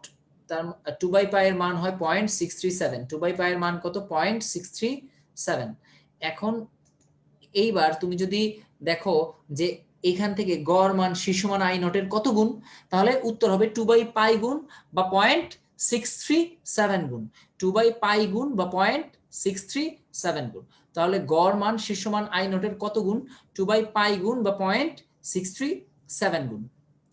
আচ্ছা এইবার পরিবর্তী প্রবাহের গড় মান শীর্ষ মান i0 এর কত গুণ? 0.67 গুণ তুমি পাইলা। তাহলে 0.67 গুণ যদি হয় কত পার্সেন্ট? 63.7%। এটাকে পার্সেন্টেজে নিলে 63.7%। তাহলে এখান থেকে তোমাকে কি প্রশ্ন করতে পারে যে গড় মান শীর্ষ মানের কত গুণ? 0.67 গুণ। গড় মান শীর্ষ মানের কত পার্সেন্ট? 63.7%। এইবার যদি তুমি উল্টা করে চিন্তা করো যে শীর্ষ মান গড় মানের কত গুণ, এইখান থেকে আসো, এখান থেকে আসো শীর্ষমান গড় মানের কত গুণ যদি তুমি চিন্তা করো, এইখানে আই নট শীর্ষমান, গড় মান আই বারের কত গুণ, ঠিক আছে? যদি তুমি আসো তাহলে পাই ওপরে যাবে, 2 নিচে যাবে। π/2 মানে হয় 1.57 গুণ। π/2 1.57 গুণ। শীর্ষমান গড় মানের কত গুণ? গড় মান বাই 0.67। এইভাবে তো তুমি হিসাব ওভাবে পাবা না। তাহলে তুমি যদি এইভাবে চিন্তা করো π/2, তো পাই তো 3.14 ভাগ করলে কিন্তু 157 হবে মানে 1.57 হবে অ্যাকচুয়ালি, ঠিক আছে। তাহলে শীর্ষমান গড় মানে 1.57 গুণ। তোমাকে মনে রাখতে হবে পরিবর্তিতভাবে গড় মান শীর্ষমানের 0.67 গুণ আর শীর্ষমান গড় মানে 1.57 গুণ। এইটা যখন তুমি পড়লা, তোমার অর্ধেক অংশ পড়া শেষ। এইবার তুমি আরএমএস মানের ক্ষেত্রে আসো। আরএমএস মানটা কিন্তু পূর্ণ চক্রেই পাওয়া যায়। আমি তোমাদেরকে এখানে দেখাচ্ছি, বর্গমূলীয় গড় মান হচ্ছে আরএমএস মান। বর্গমূলীয় গড় মান আরএমএস মান। এই বর্গমূলীয় গড় মান কত, ওই পৃষ্ঠাতেই দেখো 5.12.2 অনুচ্ছেদ, একই অনুচ্ছেদে আছে তোমার নতুন বইয়ের 353 নাম্বার পৃষ্ঠায়। তুমি দেখো এখানে এই যে দেখো বর্গমূলীয় গড় মান, নিচে লেখা আছে এই যে √/i², এই যে বর্গমূল তারপরে গড়, ঠিক আছে। এই i0/√2, √1/√2 এর মান কিন্তু 0.707 আমরা পড়ছিলাম। 1/√2 এর মান হচ্ছে 0.707, তাহলে আরএমএস মান 0.707 i0। তাহলে আরএমএস মান শীর্ষমান i0 এর কত গুণ? 0.707 গুণ। তাহলে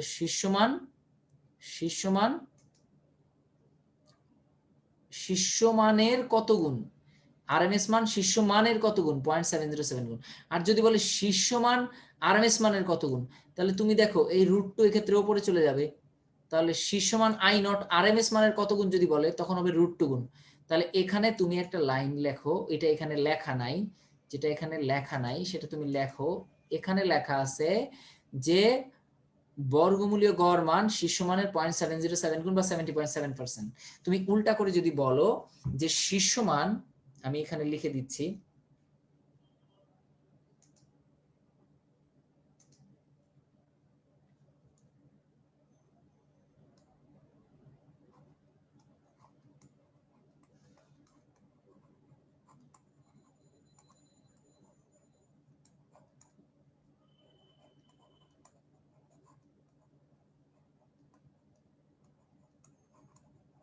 শীর্ষমান বর্গমূলীয় গড় মানের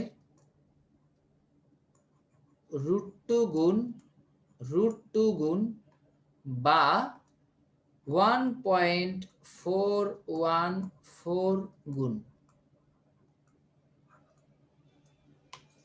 শীর্ষমান বর্গমূলীয় গড় মানের √2 গুণ বা 1.414 গুণ। তোমার এখান থেকে আর কোন রকম প্রশ্নই তোমাকে করা পসিবল না, ঠিক আছে।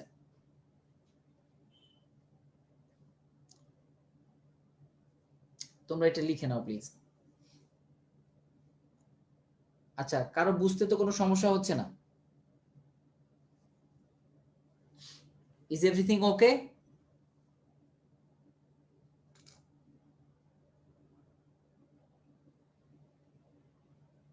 আচ্ছা, এটা লেখা শেষ।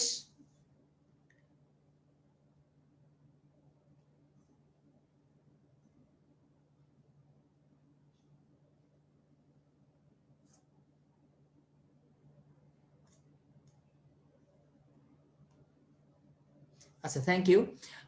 এবার আমি নেক্সট টপিকে চলে যাব। এসি প্রবাহ যে ডিসি প্রবাহ অপেক্ষা বেশি বিপজ্জনক, এটা আমরা সবাই জানি যে এসি কারেন্টটা বেশি বিপজ্জনক। আমরা কারেন্টের সবকিছু ব্যবহার করার ক্ষেত্রে খুব সাবধানে থাকি, ঠিক আছে।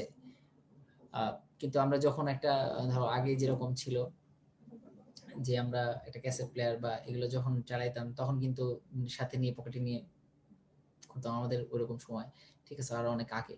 হ্যাঁ, তো আমরা কিন্তু এসি কারেন্টের ক্ষেত্রে আমরা অনেক বেশি কেয়ারফুল থাকি। এখন এই ক্ষেত্রে এটা আমরা সবাই জানি যে এসি কারেন্টটা বেশি বিপজ্জনক। কেন বেশি বিপজ্জনক?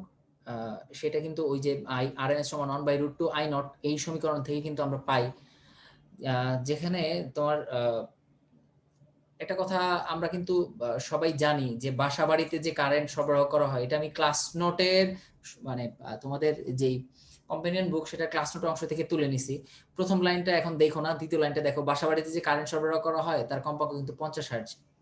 হ্যাঁ, তার মানে এই না যে তোমার স্কুলে যে কারেন্ট সরবরাহ করা হয় সেটার কম্পাঙ্ক কত হবে, 50 হার্জ যে হবে সেটা ভোল্টেজ কত হবে, 220 ভোল্টই হবে। হ্যাঁ, বাংলাদেশে যে কারেন্ট সরবরাহ করা হয় সেটার অ্যাকচুয়ালি কম্পাঙ্ক 50 হার্জ, ভোল্টেজ 220 ভোল্ট। এটা বিশেষ কোনো ইয়া ছাড়া। হ্যাঁ, বাসাবাড়ির যেগুলো সরবরাহ করে 220 ভোল্ট, কম্পাঙ্ক 50 হার্জ। তোমাকে প্রশ্নে দিলে এগুলাই দিবে। তোমার উত্তর হবে কি, কম্পাঙ্কের উত্তর হবে 50 হার্জ, তোমার ভোল্টেজের উত্তর হবে 220 ভোল্ট। তো এখন এই যে তোমার বাসাবাড়িতে 220 ভোল্টে যে কারেন্ট আসতেছে, এই এসি কারেন্টটা আসতেছে, এই 220 ভোল্ট কোন মান? এই 220 ভোল্ট কোন মান? এই প্রশ্নটা তোমাদের কাছে, তোমরা এটা উত্তর করবে আমাকে। এটা কি ইআরএমএস ভোল্টেজ, যেহেতু এটা কি ইআরএমএস নাকি ইআই না ই বার? এটা কি গড় মান না বর্গমূল গড় মান নাকি শীর্ষ মান? এই 220 ভোল্টটা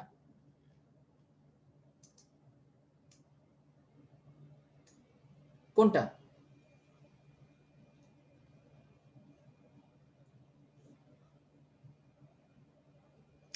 একটু প্লিজ উত্তর করতে হবে।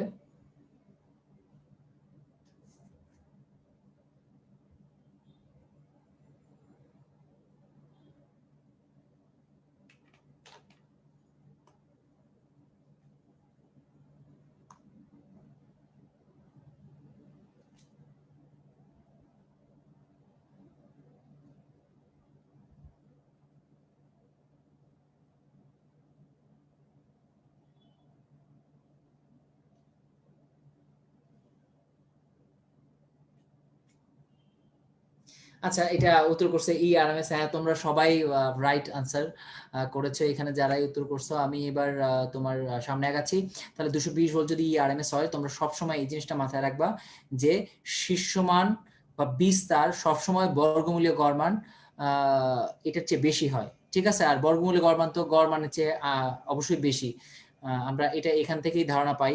এই যে দেখো, এখানে তোমার গড় মান হচ্ছে 0.67 গুণ শীর্ষমানের, আর বর্গমূলীয় গড় মানটা হচ্ছে 0.707 গুণ। অ্যাকচুয়ালি বর্গমূলীয় গড় মানটা গড় মানের চেয়ে বেশি হয়, এটা আমরা জানি। তাহলে বর্গমূলীয় গড় মানের চেয়ে বেশি কি? সেটা হচ্ছে শীর্ষমান, সেটা হচ্ছে শীর্ষমান। তাহলে তুমি এবার এই লাইনটা তোমার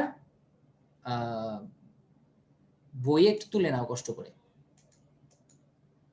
শীর্ষমান বা বিস্তার ইজ গ্রেটার দেন বর্গমূলীয় গড় মান, বা যার আরেকটা নাম বর্গমূলীয় গড় মানের আর কি কি নাম আছে সবগুলো আমি এখানে তুলে দিছি।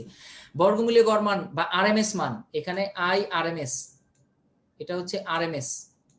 অ্যাকচুয়ালি আই আরএমএস ও হতে পারে, ই আরএমএস ও হতে পারে। হ্যাঁ, প্রবাহ বললে আই, ভোল্টেজ বললে ই। আচ্ছা, এইবার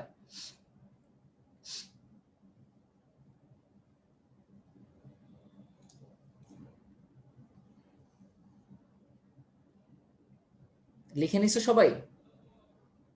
আচ্ছা, শীর্ষমান বর্গমূল গড় মানের বা আপাত মান বা কার্যকর মানের চেয়ে বড়, এবং গড় মানের চেয়েও বর্গমূলে গড় মানটা গড় মানের চেয়ে বড়। এটা যখন তুমি পড়ছো, তাহলে এইখানে তুমি দেখো, এটা তোমরা সবাই আসলে পারো, আমি বেশি সময় না নেই এখানে। দেখো 220 ভোল্ট এসি প্রবাহ যেটা আসে সেটা হচ্ছে আরএমএস মান, ঠিক আছে? যার আরেকটা নাম হচ্ছে কার্যকর মান, যার আরেকটা নাম হচ্ছে কার্যকর মান, ঠিক আছে? আরএমএস মান বা বর্গমূলীয় গড় মান, যার একটা নাম হচ্ছে কার্যকর মান, সেটা 220 ভোল্ট। কিন্তু তার শীর্ষ মান কত হয়? ওই 220 ভোল্টের সাথে √2 গুণ হয়ে যায়। কারণ হচ্ছে তোমার আইআরএমএস সমান 1/√2 আই নট। তাহলে আই নট শীর্ষ মান যখন বের করবা, √2 আইআরএমএস এর সাথে গুণ হয়ে কত হয়ে যায়? 311 ভোল্ট।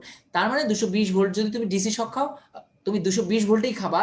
কিন্তু এসি শকের ক্ষেত্রে তুমি 220 ভোল্টের এসি শক খেলে সেইটা তো তোমার মানে মান তো পরিবর্তনশীল, ঠিক আছে? সেই ক্ষেত্রে শীর্ষ মানটা কত হয়ে যায়? 311 ভোল্ট হয়ে যায়। তুমি হাইয়েস্ট 311 ভোল্টের শক খেতে পারো, এই জন্য এটা বেশি বিপজ্জনক, আমরা সবাই জানি।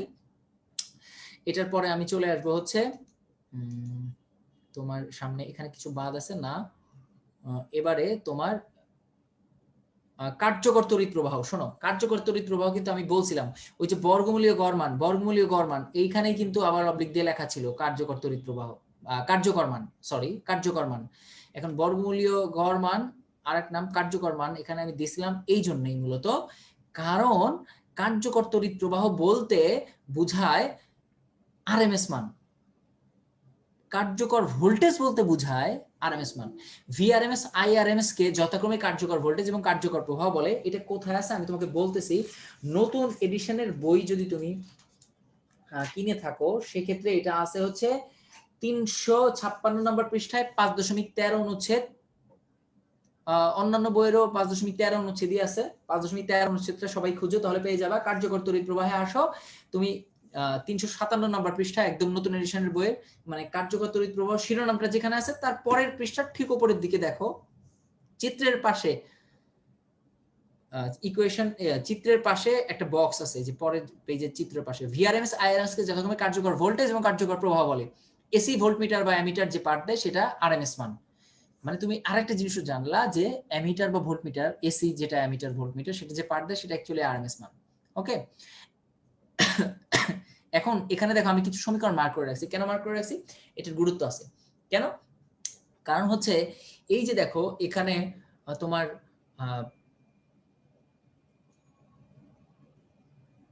সমীকরণগুলো খেয়াল করো, V is equal to I R, তারপরে I is equal to V by R, তারপরে তোমার is equal to P is equal to V I. এখানে কিন্তু এই ভি আই সব আরএমএস মান ইউজ করে। এখানে খেয়াল করো এই সমীকরণটা একটু খেয়াল করো, গোল্লা দেয়া যে সমীকরণ, এখানে কিন্তু আরএমএস মান ইউজ করে ভি আই এর, আই আরএমএস এটা স্কয়ার আর, ঠিক আছে? এই সমীকরণগুলোর ক্ষেত্রে তুমি খেয়াল করো যে এইগুলা দিয়েও কিন্তু ম্যাথ আসতে পারে। তোমার কাছে মনে হতে পারে আমি তো এই সূত্রগুলো দিয়ে ম্যাথ করছি হচ্ছে তোমার সেকেন্ড চ্যাপ্টারে, এই ম্যাথগুলো এখানে আসলো কিভাবে?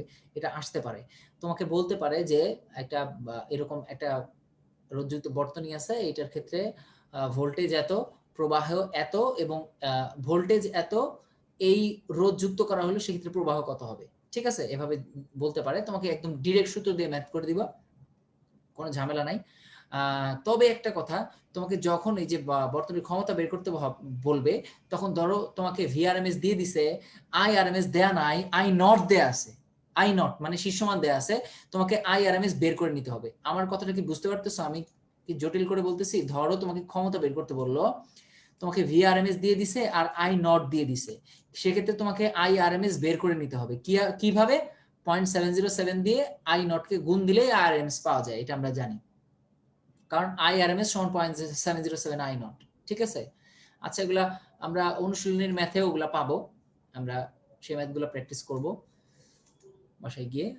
এবারে আমি তোমাকে বলতেছি আকৃতি গুণাঙ্ক, এই টপিকটাতে আসো ভাইয়া।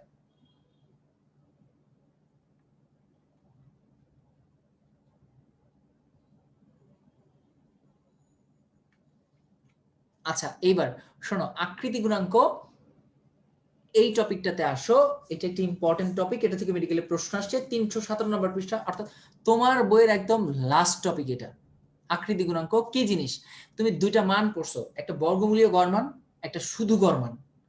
বর্গমূলীয় গড় মানকে যদি তুমি শুধু গড় মান দিয়ে ভাগ দাও, যেই রাশিটা পাবা সেটাই আকৃতি গুণাঙ্ক। অর্থাৎ আকৃতি গুণাঙ্ক হচ্ছে গড় বর্গের বর্গমূল মান আর গড় মানের অনুপাত, কত হয়? 1.11 হয়, ঠিক আছে?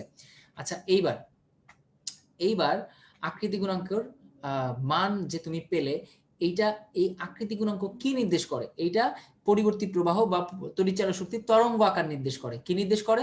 তরঙ্গ আকার নির্দেশ করে। এখানে এটা মার্ক করে দিচ্ছি। এইবার দেখো, এটা কিন্তু সাইনধর্মী ভোল্টেজের জন্য এই 1.11 মান আসে। যদি সাইনধর্মী ভোল্টেজ না হয়ে চেঞ্জ হয়ে যায়, দেন কিন্তু এটা চেঞ্জ হয়ে যাবে।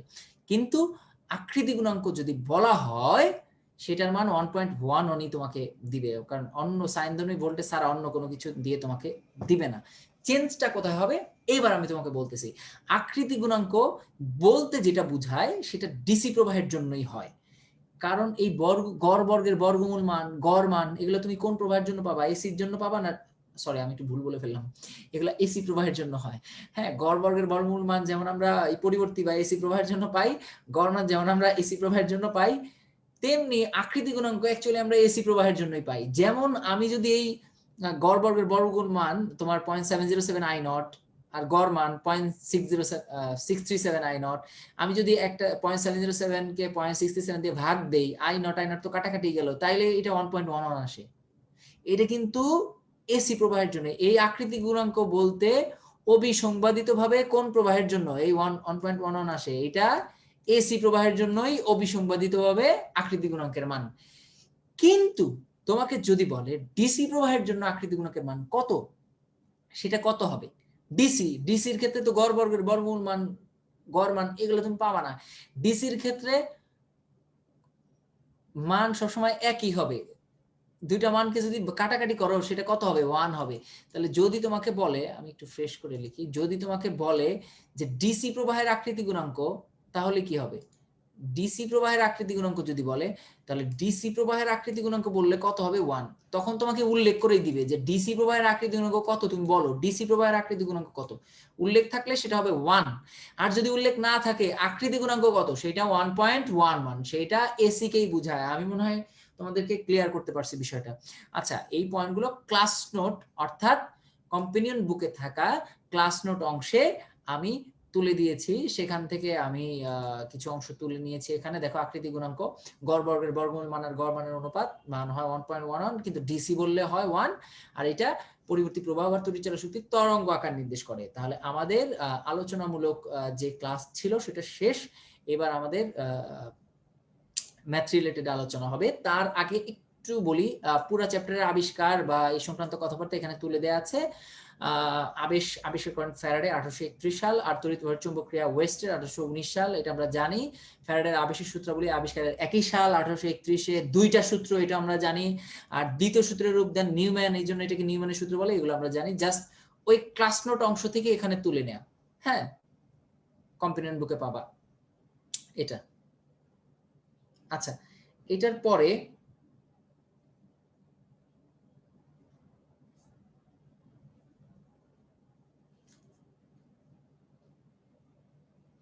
আচ্ছা 2019 মানে নিউ এডিশনের বই এই চ্যাপ্টারের জন্য চেঞ্জ কিন্তু হয় নাই বললেই চলে। ওই তোমার চ্যাপ্টারের যে আলোচনা এখানে কিন্তু চেঞ্জ নাই।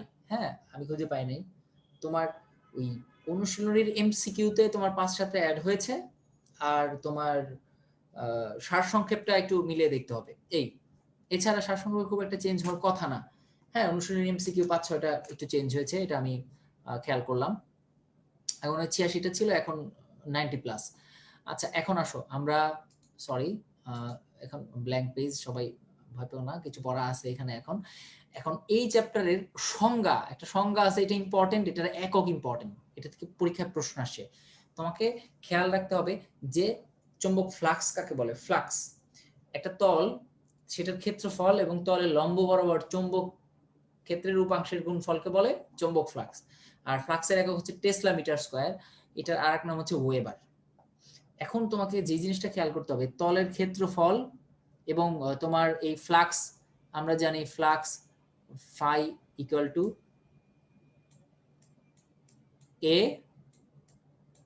এ হচ্ছে তলের ক্ষেত্রফল, আর তলের লম্ব বরাবর যদি চৌম্বক ক্ষেত্রের উপাংশের গুণফল বলো, তাহলে সেটা হয় চৌম্বক ক্ষেত্র বি, সেইটার লম্ব বরাবর উপাংশের গুণফল হচ্ছে বি কস থিটা। ঠিক আছে, যদি একটা এ তলের মধ্য দিয়ে, আমরা এটা সবাই জানি, এ তলের মধ্য দিয়ে যদি বি চৌম্বক ক্ষেত্র যায়, তাহলে এবং সেটা যদি থিটা কোণ উৎপন্ন করে, এটা যদি থিটা কোণ উৎপন্ন করে, তাহলে তলের লম্ব বরাবর, সরি লম্বটা বাজে হয়ে গেল, লম্ব হয় নাই, তাহলে এ ক্ষেত্রফলের মধ্য দিয়ে যদি একটা বি চৌম্বক ক্ষেত্র যায়, যেই বি চৌম্বক ক্ষেত্র এই তলটার সাথে থিটা কোণ উৎপন্ন করে, তাহলে এর লম্ব বরাবর চৌম্বক ক্ষেত্রের উপাংশের গুণফল এটা হচ্ছে B cos theta. B cos theta আর এ এর যে গুণফল, এটা কি বলে চৌম্বক ফ্লাক্স। আমি কি তোমাদের বুঝাইতে পারছি? সরি, আমি এটা একটু ইরেজ করে নেই। তাহলে এখানে আমি লিখি ফাই ইজ ইকুয়াল টু কি হবে, এ বি কস থিটা।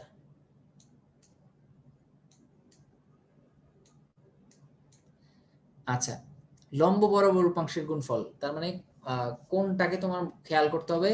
আমি এটা একটু পরে গিয়ে ম্যাথ করার সময় আবার বলবো, যেন আমরা কোনো ভুল না করি। আচ্ছা, এবার সব একটু দেখে নাও,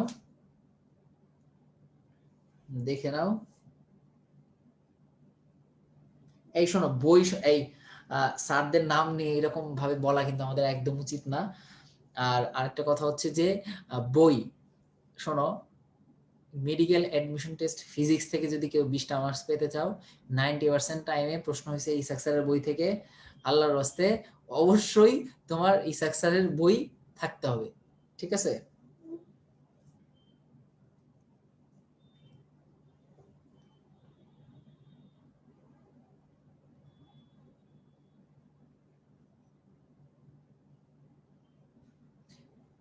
আচ্ছা, এখানে কোনটা লম্বের সাথে হবে একজন বলছো, এইখানেই ট্রিক্স। আমি কোনটা তলের সাথে দিয়ে রাখছি, লম্বের সাথে ওভাবেই তো ভি কস থিটা আসে, সেটা তোমাকে চেঞ্জ করে নিতে হবে। ম্যাথের সময় তুমি গিয়ে একদম ক্লিয়ার আইডিয়া পাবা।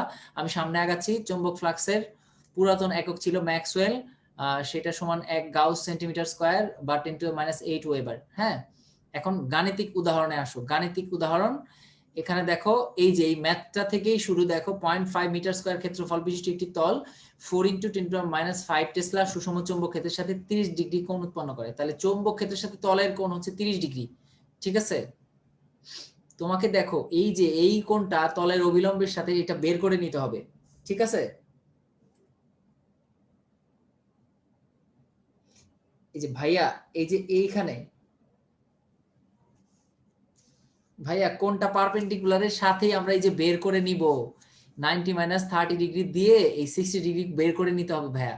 বের করে নিয়ে আমার এখানে মান বসাতে হবে। আমি এই জিনিসটাই ফোকাস করছিলাম। তুমি কি বুঝতে পারছো এখন? এই জন্যই এই টপিক তো এখানে আলোচনা করার কিছু না, তোমরা এই ম্যাথ পারো না তাও তো না, কিন্তু এই জিনিসটা যেন ভুল না হয় কখনো, এই জন্যই এই ম্যাথটা তুলে দেয়া। যে চৌম্বক ক্ষেত্রের সাথে 30 ডিগ্রি কোণ উৎপন্ন করে, ওই যে তোমার যখন তুমি একটা তল 0.5 মিটার স্কয়ার ক্ষেত্রফল বিশিষ্ট একটা তল, সেই তল বরাবর যদি তোমার একটা চৌম্বক ক্ষেত্র থাকে, সেইটা বলছে চৌম্বক ক্ষেত্রের সাথে সেই তলটা, ওই তলটা চৌম্বক ক্ষেত্রের সাথে 30 ডিগ্রি কোণ উৎপন্ন করে। তাহলে এই যে তলের সাথে 30 ডিগ্রি, তাহলে তোমার অভিলম্বের সাথে কোনটা তোমাকে বের করে নিতে হবে, যে 90 ডিগ্রি - 30 ডিগ্রি দিয়ে তোমাকে বের করে নিতে হবে ভাইয়া। ঠিক আছে, আমার মনে হয় এইবার ঠিক আছে। এই পড়াশোনা ব্যতীত অন্য কথাবার্তা কমেন্ট থ্রেডে প্লিজ আমরা না করি। আমরা ক্লাসের একদম শেষ অংশে চলে আসছি, একটু মনোযোগ দাও। হ্যাঁ, এখানে তোমাকে কি করতে হবে, এই যে ক্ষেত্রফল এ 0.5 মিটার স্কয়ার নিলা, তোমার চৌম্বক ক্ষেত্র বি এত টেসলা আছে। এইবার তোমাকে কি করতে হবে, যেহেতু সুষম চৌম্বক ক্ষেত্রের সাথে কোণ দিয়ে দিছে, চৌম্বক ক্ষেত্রের অভিলম্বের সাথে কোণটা তোমাকে বের করে নিতে হবে। কিভাবে? 90 ডিগ্রি - 30 ডিগ্রি, যেই কোণ দেয়া থাকবে 90 ডিগ্রি থেকে বিয়োগ করে নিতে হবে। কত হলো? 30 ডিগ্রি। এই যে দেখো এখানে cos কত, cos 90 - 30 কত, 60 ডিগ্রি। আমি মনে হয় তোমাদের বোঝাতে সক্ষম হয়েছি। এই যে এই কোণটা তোমাকে বের করে নিতে হবে, এইটাই হচ্ছে এই ম্যাথের বলার অংশ ছিল। আচ্ছা, এইবার তাহলে হিসাব করলেই তোমার উত্তর চলে আসবে, সেটা তুমি করতে পারবা। আমার এটাই বলার ছিল। আমার মনে হয় সবাই বুঝতে পারছো, কোনো সমস্যা হওয়ার কথা না। এবার আমি পরের ম্যাথে চলে যাব। গাণিতিক উদাহরণ 5.2। আচ্ছা, এইটা কোন পেজে আছে? আছে এইটা তো তোমার অনেকে খুঁজবে যে এটা কোন পেজে আছে, তাই না? এই পেজ নাম্বারটা আমার বলা উচিত, তা নাহলে তো আবার সমস্যা হবে।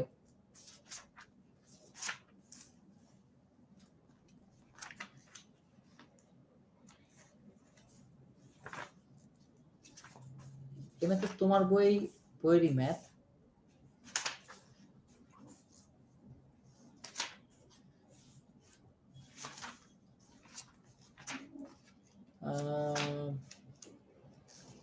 আমার আগে কেউ খুঁজে পেলে বলে দাও।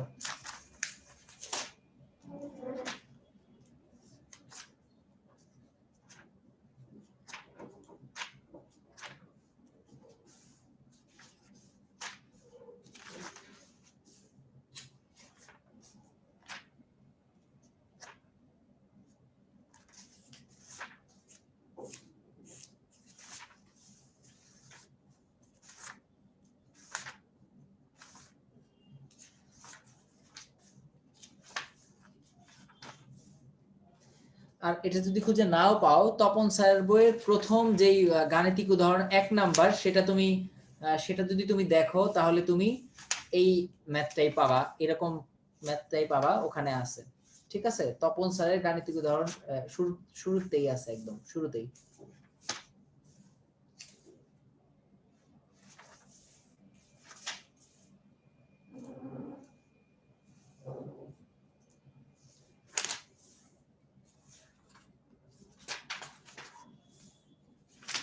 যাই হোক, আমি এটা খুঁজে পাচ্ছি না এখন। আমার মনে হয় তোমরা এতক্ষণে তুলেও নিতে পারবা এটা, যদি একটু চেষ্টা করো, স্ক্রিনশট নিয়ে রাখো। হ্যাঁ,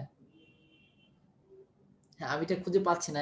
এটা মনে হয় তোমার আদার্স রাইটারের অংশ থেকেই নেয়া। তুমি তপন স্যার বইয়ের প্রথম যে ম্যাথটা গাণিতিক উদাহরণগুলো আছে সেখানে এই ম্যাথ পাবা, এই রিলেটেড ম্যাথ পাবা। হ্যাঁ, কিন্তু লেখা থেকে মনে হচ্ছে তোমার বইয়েরই অংশ, নতুন এডিশনে এটা অমিটে করে দিতে পারে, আই এম নট শিওর।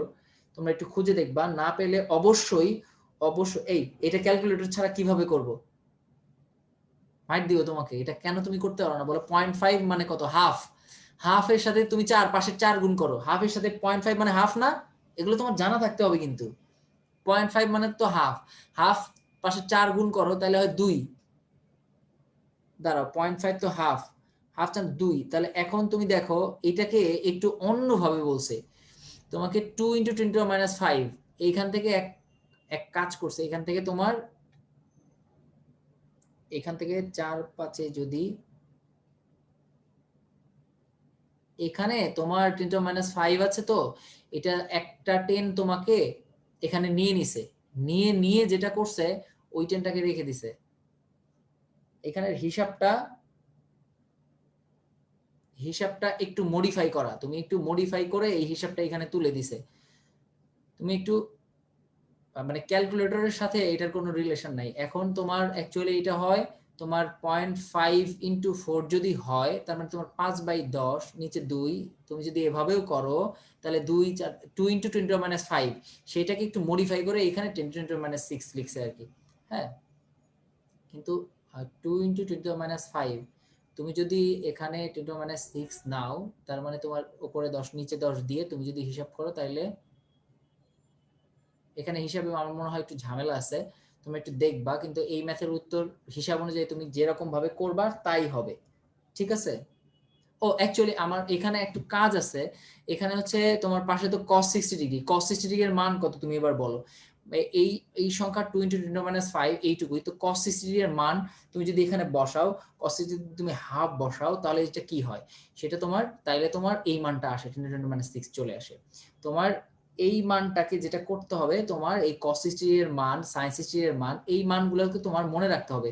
তুমি এই মানগুলোকে এভাবে মনে রাখতে পারো, আমি বলে দিচ্ছি। cos 60 এর মানটা তুমি এখানে এভাবে তুমি যে হিসাবে বসালে তুমি সাইনের মানগুলো লিখে নিতে পারো। sin 0, 1/2, তারপরে আমরা এভাবে করি 1/2, 1/√2, √3/2, এভাবে আমরা মনে রাখি। sin 0 0, sin 30° 1/2, ঠিক আছে? sin 40 এর দিকে 1/√2, 0, 1/2, 1/√2, √3/2, ঠিক আছে? আর sin 90 তো 1 হয়, ঠিক আছে? এভাবে cos এর মানগুলো তো ওভাবে উল্টা দিকে আসে, ঠিক আছে? cos এর মানগুলো উল্টা দিকে আসে, 30টা 60 হয়ে যাবে, 45 তো সেম থাকবে।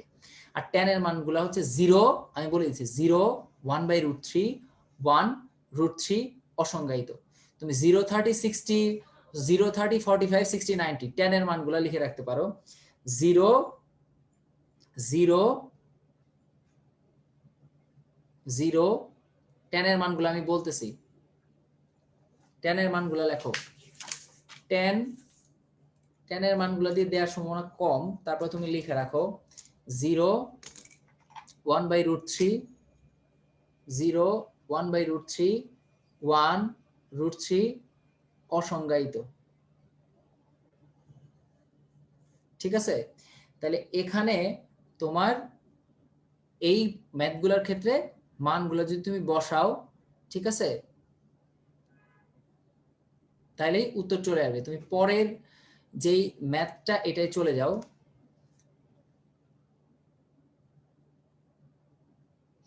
গাণিতিক উদাহরণ 5.2 এখানে চলে আসো।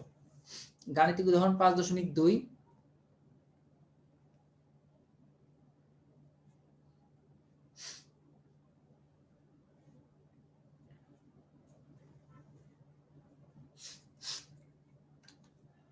কখনো কখনো ম্যাথ মডিফিকেশন হয়। কিরকম ভাবে মডিফিকেশন হয়? এখানে ধরো 0.5, আমি একটু এখানে লিখে আসি একবারে। তোমার একজন ইয়া করছিলা, তুমি এখানে দেখো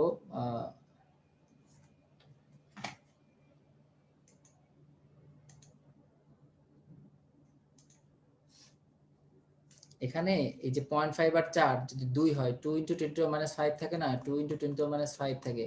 আর এখানে cos 60 যেই তোমার হাফ, তাহলে তো এই কাটাকাটি যায়, থাকে হচ্ছে 10⁻5। ওরা করছে কি, একটা 10 উপরে নিচে একটা 10 নিচে নিচে ইনটু 10 টু মাইনাস 5 যদি হয় তাহলে ওই 10টাকে সামনে রাখছে, দুইটা ঘর রাখছে, 10 ইনটু 10 টু মাইনাস 6 রাখছে। এই তোমাকে একটু মডিফাই করে নিতে হবে, ক্যালকুলেটর লাগবে না। আর পরের যে ম্যাথটা এটা তুমি আসো 5.2 অনুচ্ছেদ আছে হচ্ছে কত নম্বর পৃষ্ঠা আমি বলে দিচ্ছি।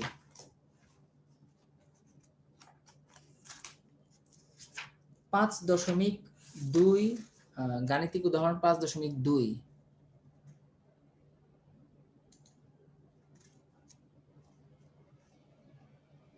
গাণিতিক উদাহরণ 5.2।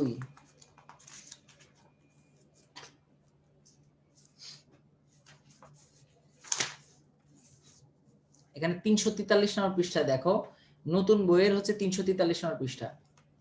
আর এটা কত অনুচ্ছেদের পরে আছে? 5.7.2 অনুচ্ছেদের পরে আছে। তুমি একটু দেখো।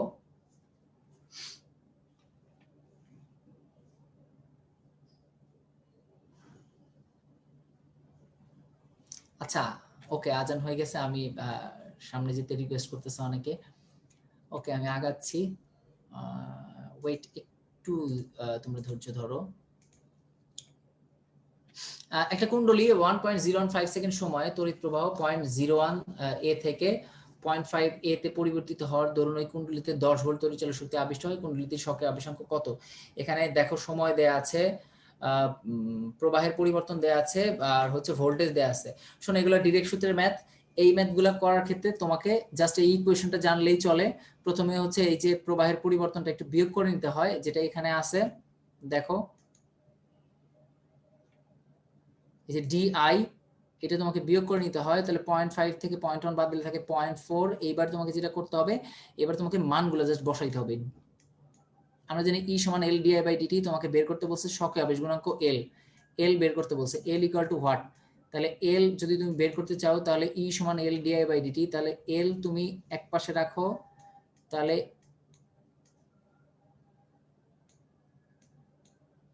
ই এক পাশে যাবে, আর তোমার ই এর নিচে তোমার তোমার DI by DT, DI by DT এর যে মানটা, ঠিক আছে, ডিআই বাই ডিটি এর মানটা টি উপরে ডিআই নিচে, তাহলে তুমি যদি এভাবে করো, ডিটি হচ্ছে তোমার তোমার 1. ডিটি হচ্ছে তোমার এখানে মান বসানো 1.0, এখানে মান তো অ্যাকচুয়ালি বসানোই আছে, ই ইনটু, এভাবে যদি তুমি করো যে এল আছে এখানে, তোমার হচ্ছে যে ই এর সাথে তুমি নিবা হচ্ছে তোমার, তুমি ই এর সাথে এখানে ডিটি বসাবা উপরে আর ডিআই বসাবা নিচে, এই বসাও। দেন যদি তুমি এখানে মান বসাও, ই হয় কত? ই হয় হচ্ছে তোমার 10, আর ডিটি হয় হচ্ছে তোমার, এখানে একটু কথা আছে, এই যে এই মানটাই আসে 1.015 বাই নিচে কত আসে? নিচে হচ্ছে 0.4 আসে। এই ম্যাথের ক্ষেত্রে আমি তোমাকে একটা কথা বলবো, শোনো, এই ম্যাথের উত্তর যখন তুমি করবা তখন কিন্তু তুমি 1.015, তুমি আমাকে বলো তো এই যে 1.015 আছে, কার্সর কাজ করতেছে না একটু, এই যে এখানে আমি কালারটা চেঞ্জ করে নেই, এই যে এখানে 1.015 আছে ভাইয়া, এইটার মান কি 1 এর চেয়ে মানে খুব বড় ছোট? তা তো না, এটা তুমি কিন্তু বাদ দিয়ে হিসাব করতে পারো। 10/0.4 যদি তুমি হিসাব করো তাহলে কিন্তু উত্তর কিন্তু মানে তুমি ধুমধাম কাছাকাছি বের করে ফেলতে পারবা। আমার কথাটা বুঝতে পারছো? তোমার এখানে যখন এরকম থাকবে কোনো মান কোনো ম্যাথের ক্ষেত্রে 1 এর খুব কাছাকাছি, তখন তুমি দশমিক বাদ দিয়ে দিবা, ঠিক আছে? তখন যেটা করবা তুমি দেখো 10/0.4 কত হয়, তোমার পয়েন্ট উপরে নিলে উপরে হয় 100, কারণ কি এই যে 10.4 এর জন্য 4 এর নিচে যে তুমি 10 বসাবা ওইটাও তুমি উপরে তুলে দাও, ওটা তো উপরেই চলে যাবে আলটিমেটলি, নিচে 4 বসাও, তাহলে কত আসে? তুমি দেখো উত্তর আসবে 25। তুমি আমার কথাটা কি বুঝতে পারছো? যখন এরকম ম্যাথ আসবে যেখানে একের মানে খুব কাছাকাছি মান দেয়া থাকবে, বা ধরো এরকম থাকলো 2.1, বা যেই মানটা বাদ দিয়ে দিলে আমার হিসাবের খুব একটা কম বেশি হচ্ছে না, সেক্ষেত্রে আমি সেই মানটা বাদ দিয়ে দিব। 1 রাখলা, 1.015 তুমি 1 রাখলা, শেষ।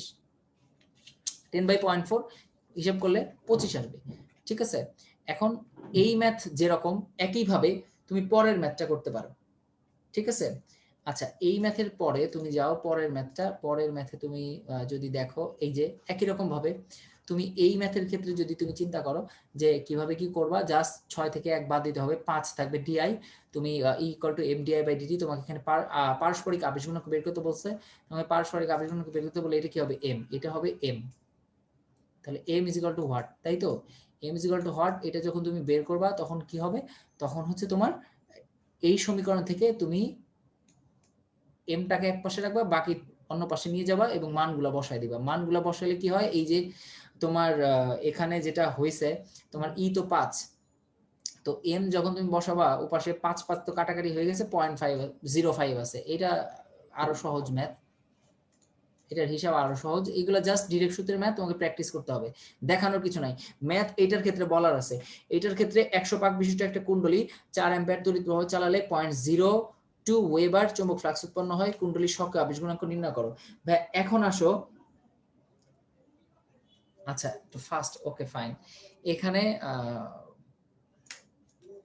আমি সবসময় বলছি যে তোমাদের যে অ্যাকচুয়ালি এগুলো পারা ম্যাথ, তো এত সময় দিতে তোমরা চাচ্ছ না আসলে। আমি সবসময় বলছি তোমাদেরকে এন ফাই একসাথে রাখতে, N phi is equal to L I. এতে সুবিধা হবে কি, এই ম্যাথটায় ধরো তোমাকে বলছে সক্রিয় আবেশ গুণাঙ্ক এল সমান কত, এল সমান তোমার কি হবে তাহলে এন ফাই বাই আই হবে, তাই তো। এন কত, পাক সংখ্যা হচ্ছে 100, ফাই কত, কত ফ্লাক্স 0.02, ঠিক আছে, আর আই প্রবাহ কত 4 অ্যাম্পিয়ার, ঠিক আছে। তাহলে এখন তুমি এই ম্যাথটা যদি তুমি সলভ করো তাহলে কি হয়, তোমার যেই এখানে তোমার 100 ইন্টু 0.02 যদি তুমি উঠায় দাও তাহলে নিচে আসে 100, তাই তো। এই 100 কাটাকাটি আর 2 আর 4 কাটাকাটি করলে হয় এখানে 2, তার মানে হচ্ছে হাফ অ্যাম্পিয়ার, হাফ মানে 0.5 অ্যাম্পিয়ার, এই তো আসে। এখন কোন ম্যাথে ধরো তুমি phi equal to L I পড়লা, ঠিক আছে, কোন একটা ম্যাথে পাক সংখ্যা বের করতে বললো তোমাকে, তাহলে এখানে পাক সংখ্যা কই, এই জন্য তোমাকে মনে রাখতে হবে N phi is equal to L I, এই সূত্রটা এইভাবে তুমি মনে রাখলে তখন পাক সংখ্যা আসলেও তোমার বের করতে কোনো সমস্যা হবে না, ঠিক আছে। আচ্ছা আমাদের এই ম্যাথ করা শেষ, আমি ক্লিয়ার করে দিলাম। পরের ম্যাথে চলে যাই। 100 পাক বিশিষ্ট কুণ্ডলী, এই যে আমি এখানে করে রাখছি, এটা N phi equal to L I, হিসাব করলে 0.5 এনডি আসে, এই যে এইটার কথা তোমাদেরকে বলছিলাম যে একটা আরোহী ট্রান্সফরমার 200 ভোল্ট সরবরাহ করে 4 অ্যাম্পিয়ার তড়িৎ প্রবাহ পাওয়া যায়। তাহলে 200 ভোল্ট সরবরাহ করছো, তার মানে কি 200 ভোল্ট তুমি দিছো, এটা হচ্ছে তুমি প্রবাহ দিছো যেটা, সেটা হচ্ছে মুখ্য, ঠিক আছে, প্রাইমারি। এবার 4 অ্যাম্পিয়ার প্রবাহ পাওয়া যায়, এই প্রবাহ উৎপন্ন হয়েছে, তার মানে কি এটা সেকেন্ডারি, ঠিক আছে। এই যে দেখো ইপি 200 ভোল্ট আর আইএস 4 অ্যাম্পিয়ার, কারণ তুমি এটা সরবরাহ করছো, এটা মুখ্য কুণ্ডলীর প্রবাহ দিছো, আর এটা গৌণ কুণ্ডলী, মুখ্য কুণ্ডলীতে ভোল্টেজ দিছো আর গৌণ কুণ্ডলীতে প্রবাহ পাওয়া গেছে, এইটা তুমি ডিকোড করে নিলা। এবার পাক সংখ্যার অনুপাত দেয়া আছে, তাহলে এনপি বাই এনএস কত দেয়া আছে, 1:10 দেয়া আছে। এইবার তোমাকে বলছে মুখ্য কুণ্ডলীতে তড়িৎ প্রবাহ ও বহি ক্ষমতা নির্ণয় করো। মুখ্য কুণ্ডলীর তড়িৎ প্রবাহ কি, মুখ্য কুণ্ডলী হচ্ছে আইপি, আইপি তোমাকে বের করতে হবে, তাহলে IP is equal two what, তাই তো, এবং বহি ক্ষমতা ইজ ইকুয়াল টু হোয়াট, এই বহি ক্ষমতা সমান তোমাকে কি বলছিলাম, বহি ক্ষমতা হচ্ছে বহি ক্ষমতা P is equal to VI না, তাহলে V R M S into I R M S, মনে আছে কি? আচ্ছা আমি এটা দিয়ে লিখি, ইরেজ করে নিচ্ছি, মনে আছে? তাহলে আইপিটা আগে বের করো। আইপি যদি তুমি বের করতে চাও তাহলে তোমার এখানে সূত্র কি, NP by NS IS by IP, তাই তো, সরি।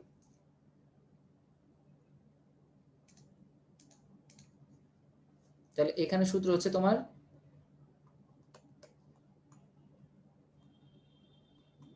আইএস বাই আইপি সমান এনপি বাই এনএস। তাহলে এনপি বাই এনএস যদি তুমি বের করো তাহলে তোমার এখানে যদি তুমি তোমাকে বের করতে বলছে আইপি, তাহলে তুমি দেখো এখানে তুমি যদি আইপি বের করো তাহলে আইপি সমান কি থাকে, আইপি সমান থাকে IS is equal to into NS by NP, ঠিক আছে। তো আইএস কত, আইএস হচ্ছে তোমার 4, এনএস হচ্ছে তোমার 10, আর এখানে হচ্ছে এনপি হচ্ছে তোমার 1, এখানে হচ্ছে 40 অ্যাম্পিয়ার আসে। তাহলে 40 অ্যাম্পিয়ার তুমি পেয়ে গেলা। এইবার তুমি এইটা কি পাইলা, এটা তুমি আইপি পাইছো, ঠিক আছে। এখন তোমাকে বের করতে বলছে বই ক্ষমতা। বই ক্ষমতা মানে কি, গৌণ কুণ্ডলী কিন্তু, তাহলে আইএস, সরি আরএমএস লিখতেছিলাম। বই ক্ষমতা হচ্ছে তোমার, এখানে তুমি খেয়াল করে দেখো, আমি যদি এখানে বই ক্ষমতা হচ্ছে তোমার, এখানে এই যে তোমার বই ক্ষমতা, এই ক্ষমতা হচ্ছে সেকেন্ডারি গৌণ কুণ্ডলীর জন্য আমি বলছিলাম ইএস ইন্টু আইএস, ঠিক আছে। এইটা তোমাকে আমি একটা লাইনে মার্ক করে আসছিলাম। তাহলে এখানে তোমাকে যখন ক্ষমতা বের করতে বলবে তখন তোমাকে ইএস জানতে হবে, আইএস জানতে হবে। তুমি আইএস কি সেটা জানো, তুমি কি ইএস জানো, ইপি জানো, ইএস তুমি জানো না, তাহলে এইখানে তোমাকে বের করে নিতে হবে। এইটা কিন্তু সেকেন্ড দুইটা স্টেপের ম্যাথ, কিন্তু এই ম্যাথটা ইম্পর্টেন্ট, এটা করলে তুমি ক্ষমতাও বের করতে পারতেছো। এই জন্য আমি এই ম্যাথটা তোমাকে করাই দিতেছি। এখানে তোমাকে যেহেতু তোমার এখানে ইপি আছে, এখানে তোমার এনএস আছে, তুমি তাহলে এইখান থেকে কিন্তু ইএসটা বের করে নিতেছো। তাহলে ইএস বের করে নিতে হবে এখানে, দাঁড়াও আমি অ্যানোটেট করছি, এখানে ইএসটা বের করে নিতে হবে। ইএস বের করলে তুমি কত পাবা, এই যে 2000 ভোল্টেজ পাবা, এবং তোমার এই আইএসটা জানা আছে 4 অ্যাম্পিয়ার। তাহলে এই যে তোমার এই দুইটা গুণ করলেই তোমার ক্ষমতা চলে আসবে। এটা যেহেতু 8000 ওয়াট, এটাকে 8 কিলো ওয়াটে তোমার লিখতে হবে। এখানে এই লাইনটা আমি আবার লিখে দিছি, এই লাইনটা তোমাকে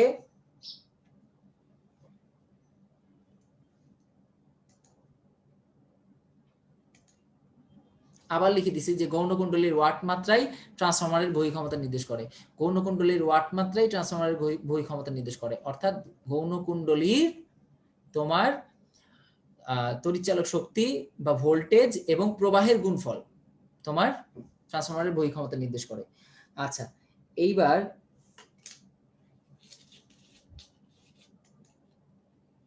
আমাদের এই ম্যাথ করার পরে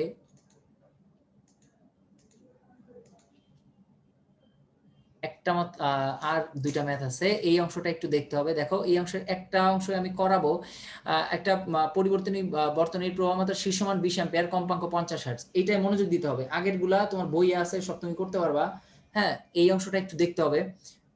প্রবাহের শীর্ষমান 20 অ্যাম্পিয়ার, কম্পাঙ্ক 50 হার্টজ, গড় বর্গের বর্গমূল মান বের করো। তুমি শীর্ষমান 20 অ্যাম্পিয়ার হলে গড় বর্গের বর্গমূল মান তোমার কি করবা, তুমি 0.707 দিয়ে গুণ করলেই চলে আসবে। That's very easy. হ্যাঁ, কিন্তু শূন্য থেকে শীর্ষ মানে পৌঁছাতে কত সময় লাগবে এটা তোমার জানতে হবে। এখানে শূন্য থেকে শীর্ষ মানে পৌঁছানোর সময় কত লাগবে এইটা আমাদের বের করতে হবে, ঠিক আছে। এখানে দেখো, এই যে শূন্য থেকে শীর্ষে আসার সময়, একটা দিক পরিবর্তী প্রবাহ শূন্য থেকে শীর্ষে আসতে কত সময় লাগে এটা তোমার জানতে হবে। এইটা জানার জন্য তুমি যেটা করবা, এই অংশটা ফলো করবা। আমাদের পরের স্লাইডটা দেখো, শূন্য থেকে শীর্ষ মানে পৌঁছাতে কত সময় লাগে এখানে সুন্দর মতো তুলে দেয়া আছে। আমি এটাকে একটু আনজুম করে নিতেছি, দাঁড়াও জুম কমাই নিচ্ছি। শূন্য মান থেকে শীর্ষ মানে পৌঁছাতে T/4 সময় লাগে, যে আমি লিখলাম কিভাবে, এই চিত্রটা সবাই একটু খেয়াল করো। ভাইয়া এখানে একটু থামো, হ্যাঁ আমি ফাস্ট করব, ওকে। জাস্ট আরেকটা এইটার পরে জাস্ট আরেকটা অংশই আছে।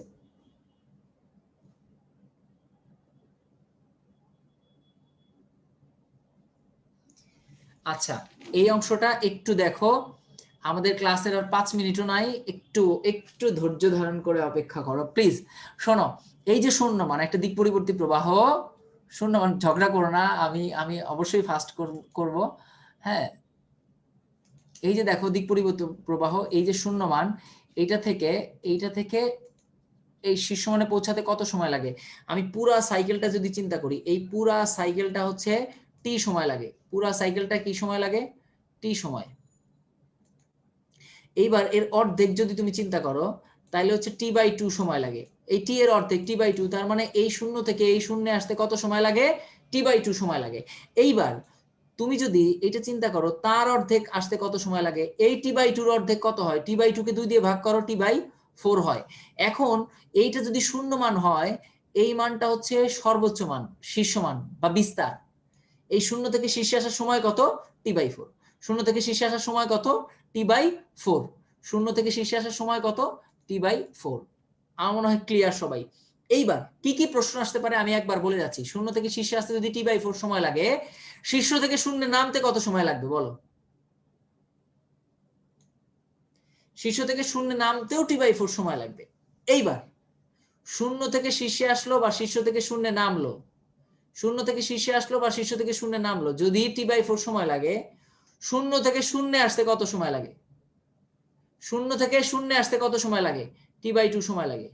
এইবার শূন্য থেকে শীর্ষ হয়ে শূন্য হয়ে বিপরীত দিকের শীর্ষ, মানে বিপরীত দিকের শীর্ষ মানে কি একদম নিচের মানটা আসতে কত সময় লাগে? 3টা t/4। এটা যদি একটা t/4 হয়, এটা 2টা t/4, এটা 3টা t/4 সময় লাগে। আর শূন্য থেকে শীর্ষ মানে গিয়ে আবার শূন্য হয়ে বিপরীত দিকে শীর্ষ মানে গিয়ে আবার শূন্যে আসা, এটা কিন্তু একটা চক্র, 4টা t/4 সময় লাগে। 4টা t/4 মানে টি, 4t/4 মানেই টি। আচ্ছা, আমি ক্লাস আর বিলম্বিত করব না। আমার মনে হয় এইখান থেকে তোমরা এই রিলেটেড যে কোনো প্রশ্ন আসলে উত্তর করতে পারবা। এখন তোমরা এই ম্যাথটা দেখো, তোমার ম্যাথে কি দেয়া আছে? কম্পাঙ্ক কত? তোমার ম্যাথে দেয়া আছে কম্পাঙ্ক 50 হার্টজ। শূন্য থেকে শীর্ষে আসতে কত সময় লাগে? তুমি জানো শূন্য থেকে শীর্ষে আসার সময় হচ্ছে t/4, তাই তো? তাহলে এই যে শূন্য থেকে শীর্ষে আসার সময় হচ্ছে t/4, এইখানে অ্যাকচুয়ালি এই টিটা ছোট হাতের না, এই টিটা বড় হাতের হবে। আমি একটু কারেক্ট করে নিচ্ছি। এই টিটা হবে বড় হাতের, সরি, এই টিটা হবে বড় হাতের। শূন্য থেকে শীর্ষে আসার সময় t = t/4, এই টিটা হবে বড় হাতের। তাহলে এই বড় হাতের টি সমান কিন্তু 1/f আমরা জানি। পর্যায়কাল টি সমান কি 1/f না?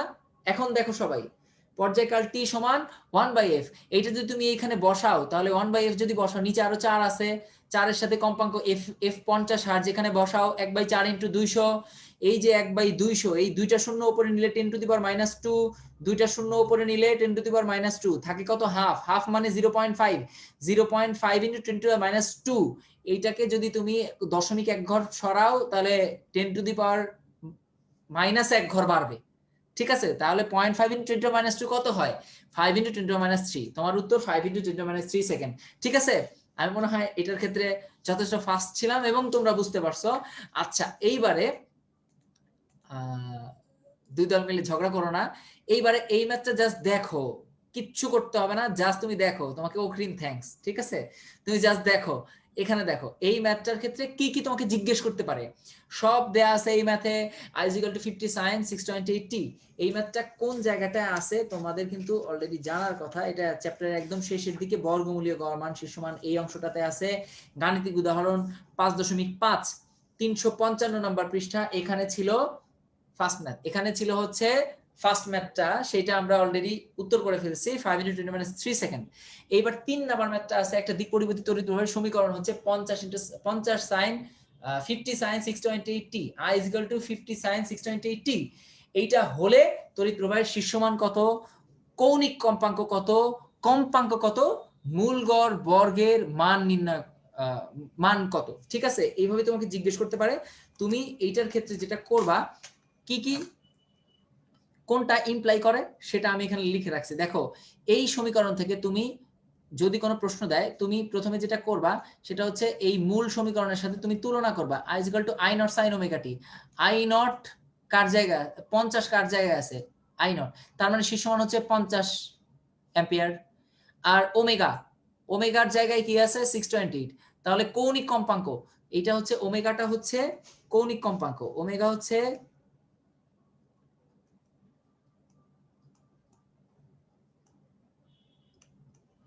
কৌণিক কম্পাঙ্ক। কৌণিক কম্পাঙ্ক ওমেগা সমান কত?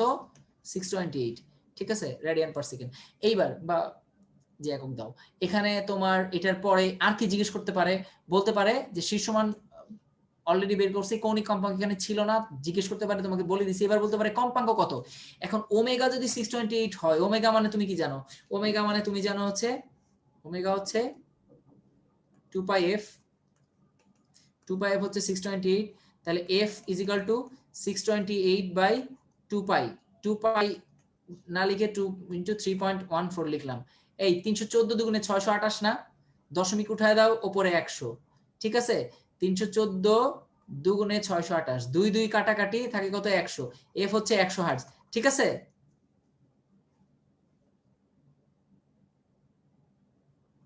আচ্ছা এইবার এইবার আচ্ছা আমরা এটার পরে লাস্টলি কি জিজ্ঞেস করতে পারে, মূল গড় বর্গের মান নির্ণয় করো। মূল গড় বর্গের মান তো আমি এইখান এমনিতেই আই নট জানি, মূল গড় বর্গের মান কত হবে। আই নট যদি 50 হয় তাহলে আই আর এম এস কত হবে, আই নট 50 হলে আই আর এম এস হবে হচ্ছে 50 ইন্টু 0.707, 5 7 35, মাঝখানে দশমিক হবে। ঠিক আছে, শূন্যর জন্য এক ঘর দশমিক আগে আসলো। হ্যাঁ, এটা হবে উত্তর। ঠিক আছে, তাহলে আমাদের এই ম্যাথ করা শেষ। আমরা আজকে এই, তোমরা আর ঝগড়া করো না, আমার ক্লাস তো শেষ। আরো ঝগড়া করবা? হ্যাঁ, আমি মুছে ফেললাম সব।